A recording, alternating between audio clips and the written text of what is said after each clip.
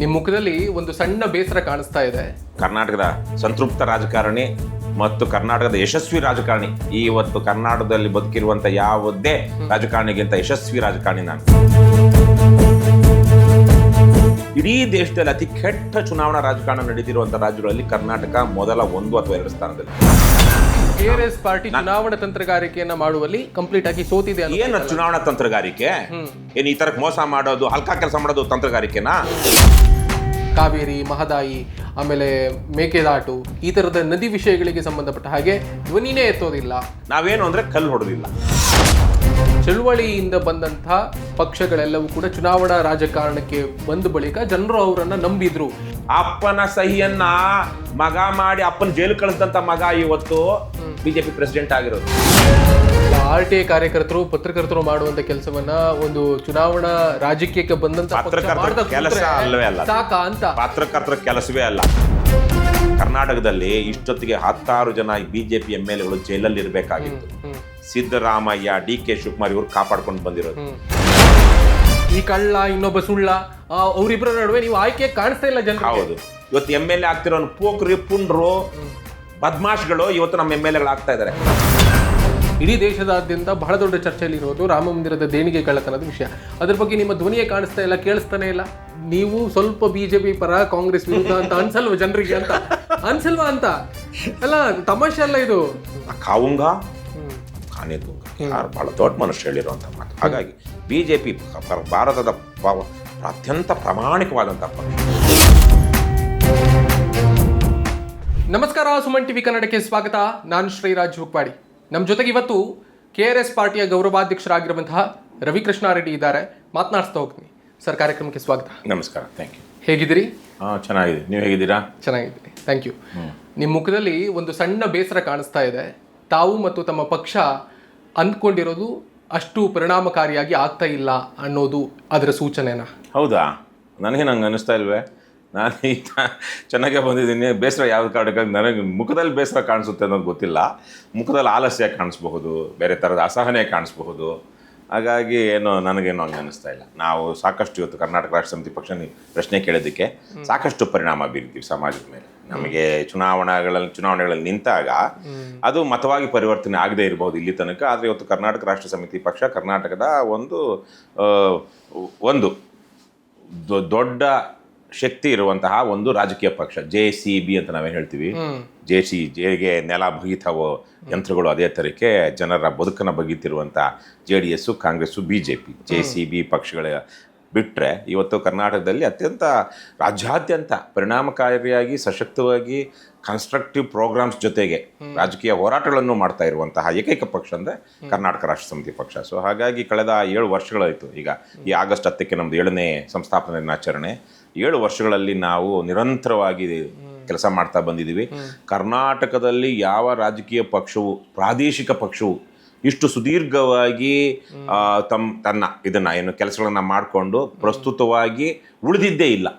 ಬಂದ್ವು ಹೋದ್ವು, ಯಾರ್ಯಾರ್ದೋ ವಿರುದ್ಧವಾಗಿ, ಯಾವ್ಯಾವುದೋ ಕಾರಣಕ್ಕಾಗಿ ಮಾತೃಪಕ್ಷಕ್ಕೆ ಪಾಠ ಕಲಿಸ್ಬೇಕು ಅಂತ, ಆಮೇಲೆ ಇನ್ಯಾವುದೋ ಒಂದು ಚೌಕಾಶಿ ಮಾಡೋದಕ್ಕೆ ಅಂತ ಅನೇಕ ಜನ ರಾಜಕೀಯ ಪಕ್ಷಗಳನ್ನ ಮಾಡಿದ್ರು. ಕೆಲವರು ಒಳ್ಳೆಯ ತತ್ವ ಸಿದ್ಧಾಂತಗಳನ್ನ ಇಟ್ಕೊಂಡು ಮಾಡಿದ್ರು. ಆದರೆ ಅವರಿಗೆ ತಮ್ಮ ಬದ್ಧತೆಯನ್ನು ಮುಂದುವರ್ಸ್ಕೊಂಡು ಹೋಗೋದಕ್ಕಾಗಲಿಲ್ಲ. ಆದರೆ ಕರ್ನಾಟಕ ರಾಷ್ಟ್ರ ಸಮಿತಿ ಪಕ್ಷ ನಿಮಗೆ ಗೊತ್ತಿರೋ 2023 ಚುನಾವಣೆಯಲ್ಲಿ 196 ಕ್ಷೇತ್ರಗಳಲ್ಲಿ ಸ್ಪರ್ಧೆ ಮಾಡಿದ್ವಿ. 2024 ಲೋಕಸಭೆಯಲ್ಲಿ 28 ಲೋಕಸಭಾ ಕ್ಷೇತ್ರಗಳು ಸ್ಪರ್ಧೆ ಮಾಡಿದ್ವಿ. ನಿರಂತರ ಉಪಚುನಾವಣೆಗಳಲ್ಲಿ ಸ್ಪರ್ಧೆ ಮಾಡ್ತಾ ಇದ್ದೀವಿ.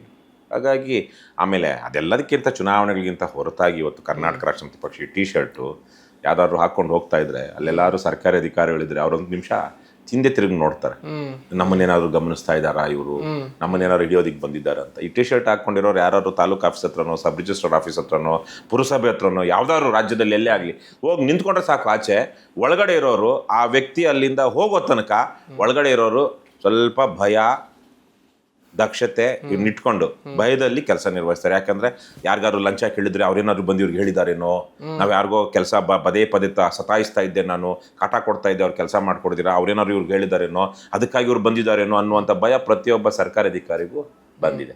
ಇದು ಸಣ್ಣ ಕೆಲಸ ಅಲ್ಲ. ಇಡೀ ದೇಶದಲ್ಲೇ ಬಹುಶಃ ಇವತ್ತು ಕರ್ನಾಟಕ ರಾಷ್ಟ್ರ ಸಮಿತಿ ಪಕ್ಷ ಈ ಥರದೊಂದು MLA ಇಲ್ಲ, ಒಬ್ಬ ತಾಲೂಕ್ ಪಂಚಾಯತ್ ಮೆಂಬರ್ ಇಲ್ಲ, ಒಬ್ಬ ಕಾರ್ಪೊರೇಟರ್ ಇಲ್ಲ, ಒಬ್ಬರು ಗ್ರಾಮ ಪಂಚಾಯತಿ ಸದಸ್ಯರು ಈಗ ನಮ್ಮ ಪಕ್ಷ ಅಂತ ಹೇಳ್ಕೊಳ್ಳೋರು ಇದ್ದಾರೆ. ಅದು ಬಿಟ್ಟರೆ ಇಷ್ಟು ಯಾವುದೂ ಇಲ್ಲದೆ ಇರುವಂತಹ ಒಂದು ಪಕ್ಷ ಇವತ್ತು ಈ ಮಟ್ಟಿಗೆ ಸಾಮಾನ್ಯ ಹಿನ್ನೆಲೆಯಿಂದ ಬಂದಿರುವಂಥವ್ರು ಸೇರಿ ಕಟ್ಟಿರುವಂಥದ್ದು. ಜಾತಿ ತೋರಿಸಿಲ್ಲ, ಕೋಮು ಭಾವನೆಗಳನ್ನು ಕೆರಳಿಸಿಲ್ಲ, ಹಣ ಇಟ್ಕೊಂಡು ಬಂದು ರಾಜಕೀಯ ಮಾಡಿಲ್ಲ, ದಬ್ಬಾಳಿಕೆ, ದೌರ್ಜನ್ಯ, ತೋಳ್ಬಲ ಮಾಡಿಲ್ಲ.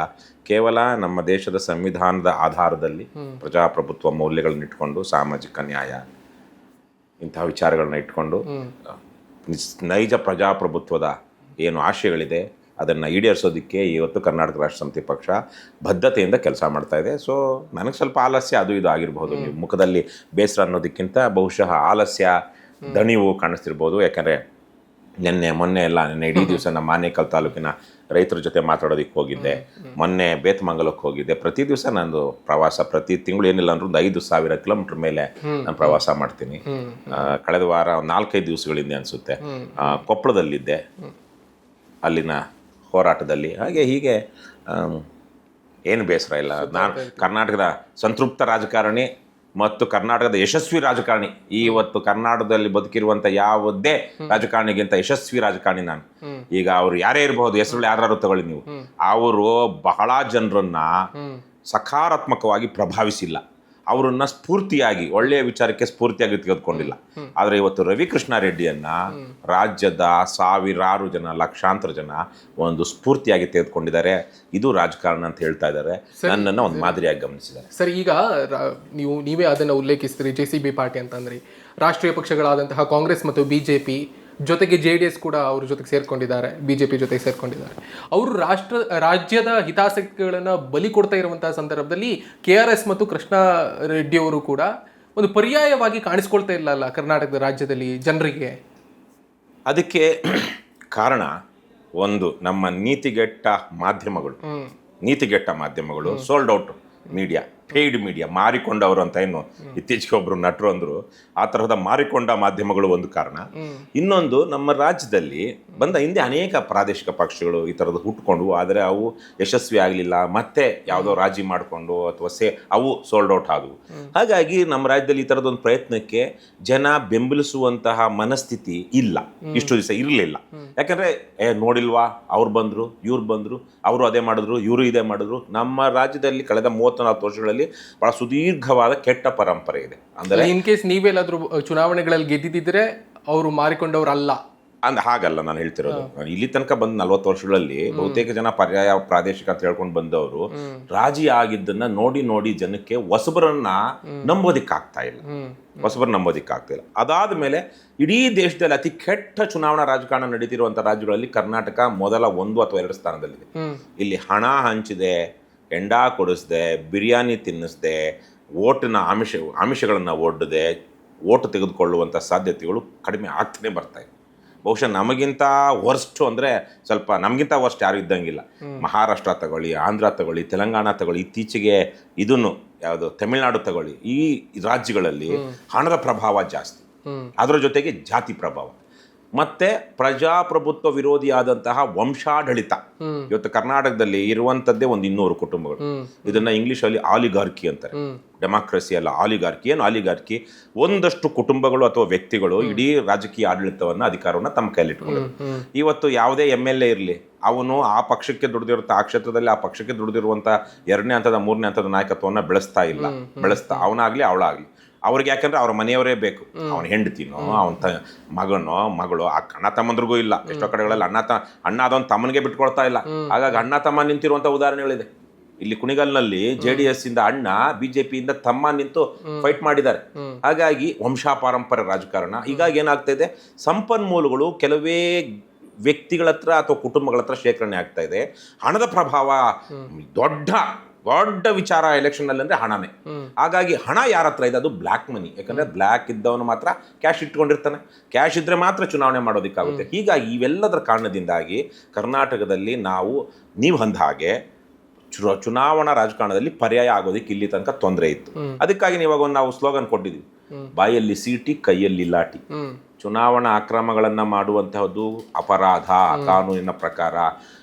ಇಂದಿರಾ ಗಾಂಧಿ 1975ರಲ್ಲಿ ಎಮರ್ಜೆನ್ಸಿ ಏರೋದಕ್ಕೆ ಮೊದಲು ಅವರ ಲೋಕಸಭಾ ಸ್ಥಾನದಿಂದ ಅನರ್ಹರಾದರು. ಅಲಹಾಬಾದ್ ಹೈಕೋರ್ಟು ಇವರು ಚುನಾವಣೆಗಳಲ್ಲಿ ಅಕ್ರಮ ಮಾಡಿ ಗೆದ್ದಿದ್ದಾರೆ, ಹಾಗಾಗಿ ಇವರ ಲೋಕಸಭಾ ಸ್ಥಾನವನ್ನು ರದ್ದು ಮಾಡ್ತಿದ್ದೀವಿ ಅಂತ ಹೇಳಿದ್ರು. ದೇಶವ್ಯಾಪಿಯಾಗಿ ಜನ ಹೋರಾಟ ಮಾಡೋದಕ್ಕೆ ಮುಂದಾದರು. ಆವಾಗ ಇಂದಿರಾ ಗಾಂಧಿ ತನ್ನ ಅಧಿಕಾರವನ್ನು ಉಳಿಸ್ಕೊಳ್ಳೋದಕ್ಕೆ when she was not in MP, she was a prime minister, she was the prime minister, but she was not an MP at that time because her seat was disbarred. ಆಗ ಎಮರ್ಜೆನ್ಸಿ ಹೇರಿದ್ದು. ಹಾಗಾಗಿ ಅಂತಹ ಚುನಾವಣೆಗಳಲ್ಲಿ ನೀವು ಹಣ ಹಂಚೋದಾಗಲಿ, ಸಾರಾಯಿ ಕೊಡಿಸೋದಾಗಲಿ, ಪ್ರಭಾವ ಆಮಿಷಗಳನ್ನು ಒಡ್ಡಿ ಚುನಾವಣಾ ಮತಗಟ್ಟೆಗೆ ಕರ್ಕೊಂಡು ಬಂದರೆ ಅದು ಅಪರಾಧ. ಹಾಗಾಗಿ ಹಣ ಯಾರು ಹಂಚೋದಕ್ಕೆ ಬರ್ತಾರೆ, ಕುಕ್ಕರು, ಲಿಕ್ಕರು, ನಿಕ್ಕರು ಯಾರು ಹಂಚ್ತಾರೆ ಅಂಥವ್ರದ್ದೆಲ್ಲ ವಿಡಿಯೋ ಮಾಡಿ ನಾವು ಜನರನ್ನು ಎಚ್ಚರಿಸಿ ಬಾಯಲ್ಲಿ ಸೀಟಿ ಉತ್ತಾ ಸಾಧ್ಯ ಆದರೆ ಅಪರಾಧಿಗಳನ್ನು ತಡೆಯುವಂಥ ಕೆಲಸವನ್ನು ಕರ್ನಾಟಕ ರಾಷ್ಟ್ರ ಸಮಿತಿ ಪಕ್ಷ ಮಾಡುತ್ತೆ. ಆ ಥರಕ್ಕೆ ಮಾಡಿದಾಗ ಸರ್ವೇ ಸಾಮಾನ್ಯವಾಗಿ ಏನು ವಿರೋಧಿಗಳ ಅಥವಾ ಈ ಭ್ರಷ್ಟರ ದುಷ್ಟರ ಹಣದ ಪ್ರಭಾವ ಕಡಿಮೆ ಆಗ್ತಾ ಹೋಗುತ್ತೆ. ಆಗ ನಮಗೆ ಬಹಳ ಜನ ಅಂದ್ರೆ ಭ್ರಷ್ಟಾಚಾರವು ವಿಕೇಂದ್ರೀಕರಣಗೊಂಡಿದೆ ಅಂತ ಪೂರ್ತಿಯಾಗಿ ತಳಹಂತದ ತನಕ ಹೋಗಿದೆ. ಬಹಳ ಜನ ಹೇಳ್ತಾರೆ ನಮ್ಗೆ ಹಂಗಲ್ಲ, ಅವ್ರ ಹೃದಯದಲ್ಲಿ ನಾವಿದೀವಿ. ಕರ್ನಾಟಕದಲ್ಲಿ ಮೊನ್ನೆ ನಮಗೆ 65-66 ಸಾವಿರ ಜನ ಓಟ್ ಹಾಕಿದ್ರು MLA ಎಲೆಕ್ಷನ್. ಆದರೆ ಲಕ್ಷಾಂತರ ಜನರ ಹೃದಯದಲ್ಲಿ ಕರ್ನಾಟಕ ರಾಷ್ಟ್ರ ಸಮಿತಿ ಪಕ್ಷ ಇದೆ ರಾಜ್ಯದಲ್ಲಿ. ಅವರೆಲ್ಲರೂ 2020 ಆಗಿಲ್ಲ. ಯಾಕೆ ಅಂದ್ರೆ ಚುನಾವಣೆಯ ಹಿಂದಿನ ದಿವಸ ನಡೆಯುವಂತ ಕರಾಮತ್ ಅವ್ರಿಗೆ ಹಾಕ್ಬೇಕು ಅಂತಿರುತ್ತೆ. ಆದರೆ ಎಲೆಕ್ಷನ್ ಹಿಂದಿನ ದಿವಸ ಬಂದು ಅವರಿಗೆ ಕುಕ್ಕರ್, ಲಿಕ್ಕರ್, ನಿಕ್ಕರ್ ಹಣನ ಕೊಟ್ಟಿರ್ತಾರೆ. ಈ ಸಲ KRS ಪಕ್ಷಕ್ಕೆ ಹಾಕ್ಬೇಕು ಅನ್ಕೊಂಡಿದ್ದೆ. ನೀವು ಜನರನ್ನ ಮೂರ್ಖರು ಅಂತ ಹೇಳ್ತಿದ್ದೀರಿ. ಮೂರ್ಖರಲ್ಲ, ಜನರು ಮೂರ್ಖರಲ್ಲ. ನಾನು ಹೇಳ್ತಿರೋದು ಇವತ್ತು ಹಾಕ್ಬೇಕು ಅಂದ್ಕೊಂಡಿದ್ದೆ, ಇವ್ರು ಬಂದು ಬಲವಂತ ಮಾಡಿ ಕೈ ಮುಗಿದು ಕಾಲಿಗೆ ಬಿದ್ದು ದುಡ್ಡು ಕೊಟ್ಟು ಎಲ್ಲ ಹೋಗಿದ್ದಾರೆ. ಇವ್ರಿಗೆ ಮೋಸ ಮಾಡೋದು ಬೇಡ, ರವಿಕೃಷ್ಣ ರೆಡ್ಡಿ ಅವ್ರಿಗೋ KRS ಪಕ್ಷಕ್ಕೂ ಮುಂದಿನ ಸಲ ಹಾಕೋಣ. ಇದು ಭಾವನೆ ಜನರು ಅಂದ್ರೆ KRS ಪಾರ್ಟಿ ಚುನಾವಣಾ ತಂತ್ರಗಾರಿಕೆಯನ್ನ ಮಾಡುವಲ್ಲಿ ಕಂಪ್ಲೀಟ್ ಆಗಿ ಸೋತಿದೆ. ಏನು ಚುನಾವಣಾ ತಂತ್ರಗಾರಿಕೆ? ಏನ್ ಈ ತರಕ್ ಮೋಸ ಮಾಡೋದು, ಹಲ್ಕಾ ಕೆಲಸ ಮಾಡೋದು ತಂತ್ರಗಾರಿಕೆನಾ? ಭ್ರಷ್ಟಾಚಾರ ಮಾಡಿ ಆಮಿಷಗಳನ್ನ ಒಡ್ಡಿ ಕಾನೂನು ಶಾಸಕನಾಗಬೇಕಾದವನು ಶಾಸನಗಳನ್ನ ಮುರಿದು ಕಾನೂನು ವಿರೋಧಿ ಕೃತ್ಯಗಳನ್ನ ಮಾಡುವಂತಹದ್ದು ಚುನಾವಣಾ ತಂತ್ರವಾ? ಅದು ಹೇಯವಾದದ್ದು, ನೀಚವಾದದ್ದು. ಅದರ ವಿರುದ್ಧ ನಾವಿದ್ದೀವಿ. ನಿಮ್ಗೆ ಗೊತ್ತಿರ್ಬೋದು, ಅಭಾವ ವೈರಾಗ್ಯ ಅಂತ ಒಂದು ಪ್ರಶ್ನೆ ಆಗ್ಲೇ ಬರೋದಕ್ಕೆ ಸ್ವಲ್ಪ ಮುಂಚೆ ಮಾತಾಡ್ತಿದ್ವಿ ನಾವು ಯಾರ ಜೊತೆಗೋ. ಇಲ್ಲಿದೆ ನಾವಿವೆಲ್ಲ ಮಾಡ್ತಾ ಇರೋದಲ್ಲ, ಇದ್ದೂನು ಇದು ಮಾಡಬಾರ್ದು, ಇದು ತಪ್ಪು, ದಕ್ಕಿಸ್ಕೊಳ್ಳೋದಕ್ಕಾಗುತ್ತೆ ನಮ್ಗುನು ಅಕ್ರಮಗಳನ್ನ ಮಾಡಿ. ಆದರೆ ಗಾಂಧಿ ಮಾರ್ಗದಲ್ಲಿ ಏನ್ ಹೇಳುತ್ತಾರೆ ಗಾಂಧಿ, ನಮ್ಮ ಗುರಿಯಷ್ಟೇ ನಮ್ಮ ಮಾರ್ಗವು ಪವಿತ್ರವಾಗಿರಬೇಕು. ನಿಮ್ಗೆಲ್ಲಾದ್ರೂ ಒಂದ್ ಕಡೆ ಅನ್ಸಿದೆಯಾ ನಮ್ಮ ಪಕ್ಷಕ್ಕೆ ಒಂದು ಸರಿಯಾದಂತಹ ಧ್ಯೇಯ ವಾಕ್ಯ ಇಲ್ಲ ಅಥವಾ ಒಂದು ಸಿದ್ಧಾಂತ ಇಲ್ಲ? ಈಗ ಕಾಂಗ್ರೆಸ್ಸೋ ಬಿಜೆಪಿಯವರು ಹೇಳ್ತಾರೆ ನಮ್ದು ಹಿಂದುತ್ವ ಅಂದ್ರೆ ರಾಷ್ಟ್ರೀಯವಾದ ಅಂತ ಹೇಳ್ತಾರೆ. ಕಾಂಗ್ರೆಸ್ನವರು ನಮ್ದು ಜಾತ್ಯತೀತ ನಿಲುವು, ಸಮಾಜವಾದಿ ನಿಲುವು ಅಂತ ಹೇಳ್ತಾರೆ. JDS ಜಾತ್ಯತೀತ ಅಂತ ಹೇಳ್ತಾರೆ. ನಿಮ್ಮಲ್ಲಿ ಆ ಥರದ್ದು ಇಲ್ಲಲ್ಲ, ಅದೇ ನಿಮ್ಗೆ ಮುಳುವಾಗ್ತಾ ಇದೆಯಾ? ಇಲ್ಲ, ನಮ್ಮದು ಇವತ್ತು ನಾವು ಲಂಚ ಮುಕ್ತ ಕರ್ನಾಟಕ, ಭ್ರಷ್ಟಾಚಾರ ಮುಕ್ತ ಕರ್ನಾಟಕ, ಬಸವಣ್ಣನ ಕಲ್ಯಾಣ ಕರ್ನಾಟಕ, ಕುವೆಂಪುರವರ ಸರ್ವೋದಯ ಕರ್ನಾಟಕ, ಈ ತರಹದ ಒಂದು ಕರ್ನಾಟಕವನ್ನು ಕಟ್ಟಬೇಕು ಅಂತ ಹೋಗ್ತಾ ಇದೀವಿ. ಭ್ರಷ್ಟರು ಪವಿತ್ರವಾದ ರಾಜಕಾರಣದಿಂದ ತೊಲಗಬೇಕು, ಪ್ರಾಮಾಣಿಕ ನಾಡು ಸೇವೆಗೆ ಮುಂದಾಗಬೇಕು ಅನ್ನುವಂಥ ವಿಚಾರಗಳನ್ನ ಹೇಳ್ತಾ ಇದ್ದೀವಿ. ಹಾಗಾಗಿ ಸ್ವಚ್ಛ, ಪ್ರಾಮಾಣಿಕ, ಜನಪರ ರಾಜಕಾರಣ, ಪ್ರಾದೇಶಿಕ ರಾಜಕಾರಣ ಹೇಳ್ತಾ ಇದೀವಿ ನಾವು ಇವೆಲ್ಲನು. ಆದರೆ ಇವೆಲ್ಲವೂ ಧ್ಯೇಯ ವಾಕ್ಯಗಳೇ, ಇವೆಲ್ಲಕ್ಕೂ ಜನರಿಗೆ ಅರ್ಥ ಆಗಿದೆ. ನೋಡಿ, ಈಗ KRS ಪಕ್ಷದ ಸದಸ್ಯರನ್ನ ಯಾರು KRS ಪಕ್ಷದ ಕಾರ್ಯಕರ್ತರು ಸದಸ್ಯರು ಅನ್ನೋದಿಲ್ಲ. ಬಹಳ ಜನ KRS ಪಕ್ಷದ ಗಮನಿಸಿರೋರು KRS ಪಕ್ಷದ ಸೈನಿಕರು ಅಂತಲೇ ಹೇಳ್ತಾರೆ. ಹೇಗೆ ಬಂತದ್ದು? ಸಾವಿರಾರು ಜನ ಇವತ್ತು KRS ಸೈನಿಕರಯ್ಯ ಇವರು ಅಂತಾರೆ. ಏಕೆ? ನಾವು ಮಾಡಿರೋ ಕೆಲಸ ನಾವು ಹೇಳ್ತಾ ಬಂದಿರೋ ಮಾತಿನಿಂದಾಗಿ. ಹಾಗಾಗಿ KRS ಪಕ್ಷ ಇವತ್ತು ಏನನ್ನ ಪ್ರತಿಪಾದಿಸುತ್ತೆ, ಈಗ BJP ಹಿಂದುತ್ವ, ಕಾಂಗ್ರೆಸ್ ಜಾತ್ಯತೀತ ಅಂತ ನೀವು ಹೇಳ್ತಾ ಇದ್ದೀರಾ. ಅದೇ ತರಕ್ಕೆ KRS ಅನ್ನೋಷ್ಟೊತ್ತಿಗೆ ಇವರು ಭ್ರಷ್ಟಾಚಾರ ವಿರೋಧಿಗಳು, ಕನ್ನಡ ಮತ್ತು ಕರ್ನಾಟಕ ಕೇಂದ್ರಿತ ರಾಜಕಾರಣ ಮಾಡುವ, ಪ್ರಾದೇಶಿಕ ರಾಜಕಾರಣ ಮಾಡುವಂಥವ್ರು ಅನ್ನೋದು ಜನಕ್ಕೆ ಗೊತ್ತಾಗ್ಬೇಕು ನಮ್ಗೆ. ಹಾಗಾಗಿ ನಾವು ಏನನ್ನ ಪ್ರತಿಪಾದಿಸ್ತಿದೀವಿ ಅನ್ನೋದು ಜನಕ್ಕೆ ಗೊತ್ತಾಗಿದೆ ಆಲ್ರೆಡಿ. ಸಮಸ್ಯೆ ಅದಲ್ಲ. ಸಮಸ್ಯೆ ಇರುವಂತಹದ್ದು ನಮಗೆ ಹಾಕಬೇಕು ಹಾಕಬಾರದು, ಅಥವಾ ನಾನು ಕಾಂಗ್ರೆಸ್ಗೆ ಆಗಬೇಕು, BJPಗೆ ಆಗಬೇಕು, JDSಗೆ ಹಾಕಬೇಕು ಅಂದ್ಕೊಂಡು ತೀರ್ಮಾನ ಮಾಡಿರುವಂಥ ಜನರ ಬಗ್ಗೆ ನಾನು ಮಾತಾಡ್ತಾ ಇಲ್ಲ. ಆದರೆ ಕರ್ನಾಟಕ ರಾಷ್ಟ್ರ ಸಮಿತಿ ಪಕ್ಷ ಒಳ್ಳೆ ಕೆಲಸ ಮಾಡ್ತಾ ಇದೆ. ಇವರು ಹಣ ಹಂಚೋದಿಲ್ಲ, ಇವರು ಬೇರೆ ಥರದ ಕ್ಷುಲ್ಲಕ ರಾಜಕಾರಣ ಮಾಡೋದಿಲ್ಲ. ನಾವು ಇವ್ರಿಗೆ ಬೆಂಬಲಿಸಬೇಕು, ಈ ಸಲಕ್ಕೆ ನಾನು ಓಟ್ ಇವರಿಗೆ ಅಂದ್ಕೊಂಡಿರುವಂಥವ್ರು ಲಕ್ಷಾಂತರ ಜನ ನಮಗೆ ಓಟು ಹಾಕಿಲ್ಲ ಅನ್ನೋದಕ್ಕೆ ಹೇಳ್ತಾರೆ. ಯಾಕಂದ್ರೆ ಅದ್ರ ಹಿಂದಿನ ದಿವಸ ಆಗುವಂಥ ಕರಾಮತಿ ಅದು ಜಾತಿ ಗುಂಪುಗಳನ್ನ ಸೇರಿಸ್ಕೊಂಡು ಈ ಸಲ ನಮ್ಮ ಜಾತಿಯವ್ರು ನಿಂತಿದ್ದಾರೆ, ಇವ್ರಿಗೆ ಹಾಕ್ಬೇಕು, ಬೇರೆ ಯಾರಿಗೂ ಹಾಕ್ಬಾರ್ದು, ಆಮೇಲೆ ನಮ್ಮ ಜಾತಿಯವ್ರ ಪ್ರಾಬಲ್ಯ ಕಮ್ಮಿ ಆಗ್ಬಿಡುತ್ತೆ ಅನ್ನುವಂತಹ ಮಾತುಗಳು. ಅದ್ರ ಜೊತೆಗೆ ಆಗಲೇ ಹೇಳಿದಾಗೆ ಮಾಂಸ ಹಂಚ್ತಾರೆ, ಕುಕ್ಕರ್ ಹಂಚ್ತಾರೆ, ದುಡ್ಡು ಹಂಚ್ತಾರೆ, ಜನಕ್ಕೆ ಯಾರೋ ಮನೆಗೆ ಬಂದು ಕಾಲಿಗೆ ಬೀಳ್ತಾರೆ. ಪಾಪ KRS ಪಕ್ಷದವ್ರು ಯಾರು ಬಂದು ಕಾಲಿಗೆ ಬಿದ್ದಿಲ್ಲ, KRS ಪಕ್ಷದವ್ರು ಯಾರು ಬಂದು ದುಡ್ಡು ಕೊಟ್ಟಿಲ್ಲ. ಅವ್ರು ಪ್ರಚಾರ ಮಾಡಿದ್ದಾರೆ, ಬೂತ್ ಹತ್ರ ನಿಂತ್ಕೊಂಡು ಕೈ ಮುಗಿತಿರ್ಬೋದು. ಆದರೆ ಇವರು ಮನೆಗೆ ಬಂದು ನಿಮ್ಗೊಂದು ಕತೆ ಹೇಳ್ತೀನಿ, ಪುರಾಣದ ಕತೆ. ಮಹಾಭಾರತ ಯುದ್ಧ, ಕುರುಕ್ಷೇತ್ರ ನಡೆಯೋದಕ್ಕೆ ಮೊದಲು ಪಾಂಡವರಿಗೆ 7 ಅಕ್ಷೋಹಿಣಿ ಸೈನ್ಯ, 11 ಅಕ್ಷೋಹಿಣಿ ಯಾರಿಗೂ ಕೌರವರು. ಆ 11 ಅಕ್ಷೋಹಿಣಿ ಸೈನ್ಯದಲ್ಲಿ 1,00,000 2 ಅಕ್ಷೋಹಿಣಿ ಸೈನ್ಯಗಳು ಯಾರು? ಒಂದು ಶಲ್ಯನದ್ದು, ಇನ್ನೊಂದು ಯಾದವರದ್ದು. ಯಾಕಂದ್ರೆ ಯಾದವರೆಲ್ಲ ಕೌರವರ ಪರವಾಗಿ ಯುದ್ಧ ಮಾಡ್ತಾರೆ. ಕೃಷ್ಣ, ಸಾತ್ಯಕಿ ಈ ತರ ಒಂದು 2-3 ಜನ ಮಾತ್ರ ಪಾಂಡವರ ಪರವಾಗಿ ಯುದ್ಧ ಮಾಡ್ತಾರೆ. ಸೈನ್ಯ ಎಲ್ಲ ಕೌರವರ ಸೈನ್ಯದಲ್ಲೇ ಇರುತ್ತೆ. ಅದ್ರಲ್ಲಿ ಶಲ್ಯ ಯಾರು? ಶಲ್ಯ ನಕುಲ ಸಹದೇವರ ಸೋದರ ಮಾವ, ಮಾದ್ರಿಯ ಅಣ್ಣ ಶಲ್ಯ. ಅವನು ತನ್ನ ದೇಶದಿಂದ ಕುರುಕ್ಷೇತ್ರಕ್ಕೆ ತನ್ನ ಸೈನ್ಯವನ್ನು ನಡೆಸ್ಕೊಂಡು ಬರುವಾಗ ದಾರಿ ಉದ್ದಕ್ಕೂ ಅವನಿಗೆ ಎಲ್ಲ ಅಂದ್ರೆ ಅಲ್ಲಿ ಏನು ಸ್ವಾಗತ ಸಮಿತಿಗಳು, ಅವನಿಗೆ ಬೇಕಾದಾಗೆ ಅವನಿಗೆ ಐಷಾರಾಮಿ ಆದಂತಹ ಅನುಕೂಲಗಳು. ಕೊನೆಗೆ ಅದನ್ನ ಮಾಡಿಕೊಟ್ಟಿದ್ದು ಯಾರು ಅಂತ ನೋಡಿದ್ರೆ ದುರ್ಯೋಧನ. ಕೊನೆಗೆ ದುರ್ಯೋಧನ ಮಾವ, ಅವನಿಗೂ ಮಾವ ಆಗ್ಬೇಕಲ್ವ ವರ್ಷನಲ್ಲಿ. ನೇರವಾಗಿ ಯಾರಿಗ ಮಾವ? ನಕುಲ ಸಹದೇವರಿಗೆ ಮತ್ತೆ ಪಾಂಡವರಿಗೆ. ಸೊ ಪಾಂಡು ಅಣ್ಣ ವರ್ಷನಲ್ಲಿ, ಪಾಂಡುವಿನ ಅಣ್ಣನ ಮಗ ದುರ್ಯೋಧನನಿಗೂ ಇವನು ಮಾವ ಆಗ್ತಾನೆ. ಸೊ ಹಾಗಾಗಿ ಮಾವ ನೀನು ನಮ್ಮ ಜೊತೆಗೆ ನಿಲ್ಬೇಕು ಅಂತ ಕೇಳ್ಬಿಡ್ತಾನೆ ಇವನು ಹೋಗಿ. ಯಾರಿಗಿಂತ? ಧರ್ಮರಾಯ, ಭೀಮ, ಅರ್ಜುನ, ನಕುಲ ಸಹದೇವರಿಗಿಂತ ಮೊದಲು ಹೋಗಿ ಶಲ್ಯನನ್ನ ಕೇಳ್ತಾನೆ. ಅವಾಗ ಶಲ್ಯ ಒಂದು ಬಿಗುಮಾನ, ಒಂದು ಸಂಕೋಚ ಅಥವಾ ಏನೋ ಒಂದಿರುತ್ತೆ, ಮುಲಾಜು. ಆಯ್ತು ದುರ್ಯೋಧನ, ನಿನ್ನ ಪರವಾಗಿ ನಾನು ಮಾಡ್ತೀನಿ, ಅವ್ರು ಬಂದಿಲ್ಲ, ನಿನ್ನ ಇಷ್ಟು ಸತ್ಕಾರ ಮಾಡಿದ್ಯಾ ಅಂದ್ಬಿಡ್ತಾನೆ. ಇದೇ ತರಹದ ಆಗ್ತಾ ಇರುವಂಥದ್ದು. ಚುನಾವಣೆಗಳಲ್ಲಿ ಬಹಳ ಜನ ಎಮೋಷನಲ್ ಬ್ಲಾಕ್ ಮೇಲ್ ಒಳಗಾಗ್ತಾರೆ. ಅಲ್ಲ, ಚುನಾವಣಾ ತಂತ್ರಗಾರಿಕೆ ಮಾಡ್ತಾ ಇಲ್ಲ ನೀವು ಅಂತ ನಾನು ಹೇಳಿದೆ. ಅದು ಯಾಕೆ ಹೇಳಿದೆ ಕೇಳಿದ್ರೆ, ನೀವು ಸರ್ಕಾರಿ ಕಚೇರಿಗಳಲ್ಲೋ ಅಥವಾ ಪೊಲೀಸ್ ಸ್ಟೇಷನ್ಗೋ ಹೋಗಿ ಒಂದು ಐಫೋನ್ ಇಟ್ಕೊಂಡು ವಿಡಿಯೋ ಮಾಡ್ಕೊಂಡು ಅವ್ರಿಗೆ ಹೆದರಿಸಿ ಬೆದರಿಸಿ ನೀವು ಭ್ರಷ್ಟಾಚಾರ ಮಾಡೋದು, ಎದುರಿಸಿ ಬೆದರಿಸಿ ಅನ್ಬೇಡಿ ಅಂತ ಹೇಳಿದ್ರೆ ಸಾಕ. ಚುನಾವಣಾ ತಂತ್ರಗಾರಿಕೆ ಅಂತಂದ್ರೆ ಚುನಾವಣೆ ವಿಷಯಕ್ಕೆ ಸಂಬಂಧಪಟ್ಟ ಹಾಗೆ ಜನರಿಗೆ ಏನು ತಲುಪಿಸಬೇಕು ಅದನ್ನ ತಲುಪಿಸುವಲ್ಲಿ KRS ಪಾರ್ಟಿ ಸೋಲ್ತಾ ಇದೆ. ಅದೇ ಕಾರಣಕ್ಕೋಸ್ಕರವಾಗಿ ಚುನಾವಣಾ ರಾಜಕೀಯದಲ್ಲಿ KRS ಮತ್ತು ರವಿಕೃಷ್ಣ ರೆಡ್ಡಿ ಅವರು ಹಿಂದೆ ಬಿದ್ದಿದ್ದಾರೆ. ಒಂದು ಹಂತಕ್ಕೆ ಈಗ ನೀವು ಹೇಳಿದ್ರಲ್ಲ, ಈಗ ನೀವು ಅದನ್ನ ರೀಫ್ರೇಮ್ ಮಾಡಿ ಹೇಳಿದ್ರಲ್ವಾ, ಅದರಲ್ಲಿ ಒಂದಷ್ಟು ಸತ್ಯಾಂಶ ಇದೆ. ಆದರೆ ಯಾರು ತಲುಪಿಸ್ಬೇಕು ನಮ್ಮ ವಿಚಾರಗಳನ್ನ, ಹೋರಾಟಗಳನ್ನ? ಮಾಧ್ಯಮಗಳು. ನಮ್ಗಿರುವಂಥದ್ದು ಇವತ್ತು ಸೋಷಿಯಲ್ ಮೀಡಿಯಾ ಬಿಟ್ಟರೆ ಬೇರೆ ಮಾಧ್ಯಮ ಇಲ್ಲ. ಕರ್ನಾಟಕದ ಪತ್ರಿಕೆಗಳನ್ನು ಸಹ ಯಾವುದೋ ನಾವು ಹೋರಾಟ ಅಭಿಯಾನಗಳು ಮಾಡಿದಾಗ ಹೇಳ್ತಾರೆ. ಆದರೆ ಚುನಾವಣೆಗಳಲ್ಲಿ ನಾವು ಎಷ್ಟೇ ಕೆಲಸ ಮಾಡ್ತಾ ಇದ್ರು ನಮ್ಮನ್ನು ಸರಿಯಾಗಿ ಬರೆಯೋದಿಲ್ಲ. ಯಾಕೆಂದರೆ ಅಲ್ಲಿ ನಿಂತಿರುವಂಥವ್ರು ಆಲ್ರೆಡಿ ಅವರಿಗೆ ಅಡ್ವರ್ಟೈಸ್ಮೆಂಟ್ ಕೊಟ್ಟಿರ್ತಾರೆ. ಕಾಂಗ್ರೆಸ್ನವರು, BJP ಅವರು ಪೇಯ್ಡ್ ನ್ಯೂಸ್ ಕೊಟ್ಟಿರ್ತಾರೆ, JDSನವರು. ಅದೇ ತರಕ್ಕೆ ಮಾಧ್ಯಮಗಳು ನನಗೆ ಫೋನ್ ಮಾಡಿದ್ರು ಒಬ್ರು 2018ರಲ್ಲೇ, ಸರ್ ನಿಮ್ದೊಂದು ವಿಶೇಷವಾದ ಪ್ರೋಗ್ರಾಮ್ ಮಾಡ್ತೀವಿ, 3 ಲಕ್ಷ ರೂಪಾಯಿ ಖರ್ಚಾಗುತ್ತೆ ಸರ್. ಏನು TV ಅವರು. ನಾನು 3 ಲಕ್ಷ ಕೊಟ್ಟಿದ್ದರೆ ನನ್ನನ್ನು ಪ್ರತಿಯೊಂದಕ್ಕೂ ಕರೆಯೋರು. 3 ಲಕ್ಷ ಅವ್ರು ಪೇಯ್ಡ್ ನ್ಯೂಸ್ ಅಂತ ಹಾಕೋರು, ಒಂದು ಅರ್ಧ ಗಂಟೆ ಇಂಟರ್ವ್ಯೂ ಮಾಡಿ ಮತ್ತೆ ಮಿಕ್ಕಾಗಿ ಬೇರೆ ಬೇರೆ ಕಡೆ ಪ್ರಮೋಟ್ ಮಾಡೋರು. ನಾವು ಆ ತರಕ್ಕೆ ಮಾಡಿದ್ರೆ ನಾವು ಹಣವನ್ನ ವಾಮ ಮಾರ್ಗದಲ್ಲಿ ಕೆಟ್ಟ ರೀತಿಯಲ್ಲಿ ಬಳಸಬೇಕಾಗುತ್ತೆ. ನಾವು ಕೊಡ್ತೀವ, ಅಡ್ವರ್ಟೈಸ್ಮೆಂಟ್ ಕೊಡ್ತೀವಿ, ಆದ್ರೆ ಪತ್ರಕರ್ತರಿಗೆ ದುಡ್ಡು ಕೊಡಲ್ಲ. ಅವ್ರು ವರದಿ ಮಾಡಬೇಕಾಗಿರೋದಕ್ಕೆ ನಾವು ದುಡ್ಡು ಕೊಡೋದಿಲ್ಲ. ಈ ಪತ್ರಿಕಾಗೋಷ್ಠಿಗಳು ಎಷ್ಟೋ ಕಡೆ ಮಾಡ್ತೀವಿ. ಕೆಲವೊಂದು ಕಡೆ ಭ್ರಷ್ಟ ಪತ್ರಿಕಾ, ಕೆಲವು ಎಲ್ಲರೂ ಅಲ್ಲ, ಕೆಲವು ಭ್ರಷ್ಟ ಪತ್ರಕರ್ತರು ದುಡ್ಡು ಕೊಡ್ಲಿಲ್ಲ ಅಂದ್ರೆ ಹಾಕೋದೇ ಇಲ್ಲ. ನಾವು ಕೈ ಮುಗಿತೀವಿ, ಬರ್ತೀವಿ. ಹಾಗಾಗಿ ಮಾಧ್ಯಮದಲ್ಲಿ ನಮ್ಮ ವಿಚಾರ ಹೆಂಗ್ ಗೊತ್ತಾಗೋ ಜನಕ್ಕೆ ಹೇಳಿ? ಲಕ್ಷಾಂತರ ಜನ BJP ಅವರೇ, ನಿಮ್ಗೊಂದು ವಿಚಾರ ಹೇಳ್ತೀನಿ. 2015ರಿಂದ 2020 ತನಕ ಸುಮಾರು 100 ಜನ BJP ಕಾರ್ಪೊರೇಟರ್ಗಳಿದ್ರು. ಆಗಾಗ ನೋಡ್ತಾ ಇದ್ದೆ, ಅವರೂ ಟೌನ್ ಹಾಲ್ ಮುಂದೆ ಪ್ರತಿಭಟನೆ ಮಾಡ್ತಾ ಇದ್ರು. ಅಲ್ಲೇ ಪಕ್ಕದಲ್ಲಿ ಕಾರ್ಪೊರೇಷನ್, ಟೌನ್ ಹಾಲ್ ಇಂದ ಕಲ್ಲೆಸೆತದ ದೂರದಲ್ಲಿ, ಕೂಗಳತೆಯ ದೂರದಲ್ಲಿ ಕಾರ್ಪೊರೇಷನ್ ಇದೆ. ಆದರೆ ಅಷ್ಟು ಜನ ಕಾರ್ಪೊರೇಟರ್ಗಳಿದ್ದಾರೆ, ಟೌನ್ ಹಾಲ್ ಮುಂದೆ ಪ್ರತಿಭಟನೆ ಮಾಡಿದಾಗ 200 ಜನ ಸೇರ್ತಾ ಇರ್ಲಿಲ್ಲ. ಅವ್ರು ಜನ ಸೇರಿಸ್ಲಿಲ್ಲ ಅಂದ್ರೆ ಅವರ ಕಾರ್ಯಕರ್ತರೆಲ್ಲ ನಾಯಕರೇ ಬರೋದಿಲ್ಲ. ಹಾಗಾಗಿ ಅಲ್ಲಿ ಪ್ರಚಾರ ಆದ್ರೂ ಪ್ರಚಾರ ಸಿಗುತ್ತೆ. ಅದೇ ತರಕ್ಕೆ ಅವ್ರಿಗೇನೆ ಕಷ್ಟ, ಇಷ್ಟು ಜನ ಕಡಿಮೆ ಇರುವಾಗ KRS ಪಕ್ಷಕ್ಕೆ ಇನ್ನು ಲಕ್ಷಾಂತರ ಕಾರ್ಯಕರ್ತರು ಇಲ್ಲದೆ ಇರುವಂತ ಸಂದರ್ಭದಲ್ಲಿ ನಾವು ಹೇಗೆ ಮುಟ್ಟಿಸ್ಬೇಕು ವಿಚಾರವನ್ನ? ಮಾಧ್ಯಮದ ಮೂಲಕವೇ ಮುಟ್ಟಿಸ್ಬೇಕು. ಮಾಧ್ಯಮಗಳೇ ಭ್ರಷ್ಟವಾಗಿರುವಾಗ ನಮ್ಮ ವಿಚಾರವನ್ನ ಮಾಧ್ಯಮಗಳು ಜನರಿಗೆ ತಿಳಿಸದೇ ಇರುವಾಗ. ಸರ್, ಈ ದೇಶದ ರಾಜಕಾರಣದ ಇತಿಹಾಸವನ್ನ ಗಮನಿಸಿದ್ರೆ ಎಲ್ಲಾ ಪಕ್ಷಗಳು, ಕಾಂಗ್ರೆಸ್ ಸೇರಿದ ಹಾಗೆ, BJP ಸೇರಿದ ಹಾಗೆ, ಉಳಿದ ಎಲ್ಲ ಪ್ರಾದೇಶಿಕ ಪಕ್ಷಗಳೆಲ್ಲವೂ ಕೂಡ ಒಂದು ಚಳುವಳಿಯ ಆಧಾರದ ಮೇಲೆ ಬಂದಿರೋದು. ಚಳುವಳಿಯಿಂದ ಬಂದಂಥ ಪಕ್ಷಗಳೆಲ್ಲವೂ ಕೂಡ ಚುನಾವಣಾ ರಾಜಕಾರಣಕ್ಕೆ ಬಂದ ಬಳಿಕ ಜನರು ಅವರನ್ನ ನಂಬಿದ್ರು. ನಿಮ್ಮ KRS ಪಕ್ಷ ಇವತ್ತು ಚಳುವಳಿಯನ್ನು ರೂಪಿಸುವಲ್ಲಿ ನಿರಂತರವಾಗಿ ಸೋಲ್ತಾ ಇದೆ. ಯಾವುದೋ ಒಂದು ವಿಷಯಕ್ಕೆ ನೀವು ಮುಂದಾಗ್ತೀರಿ, ಮಾಡ್ತೀರಿ, ಬಿಡ್ತೀರಿ, ಸೋಷಿಯಲ್ ಮೀಡಿಯಾದಲ್ಲಿ ಹಾಕ್ತೀರಿ, ಅಷ್ಟಕ್ಕೆ ನಿಮ್ದು ಸೀಮಿತ ಆಯ್ತಾ?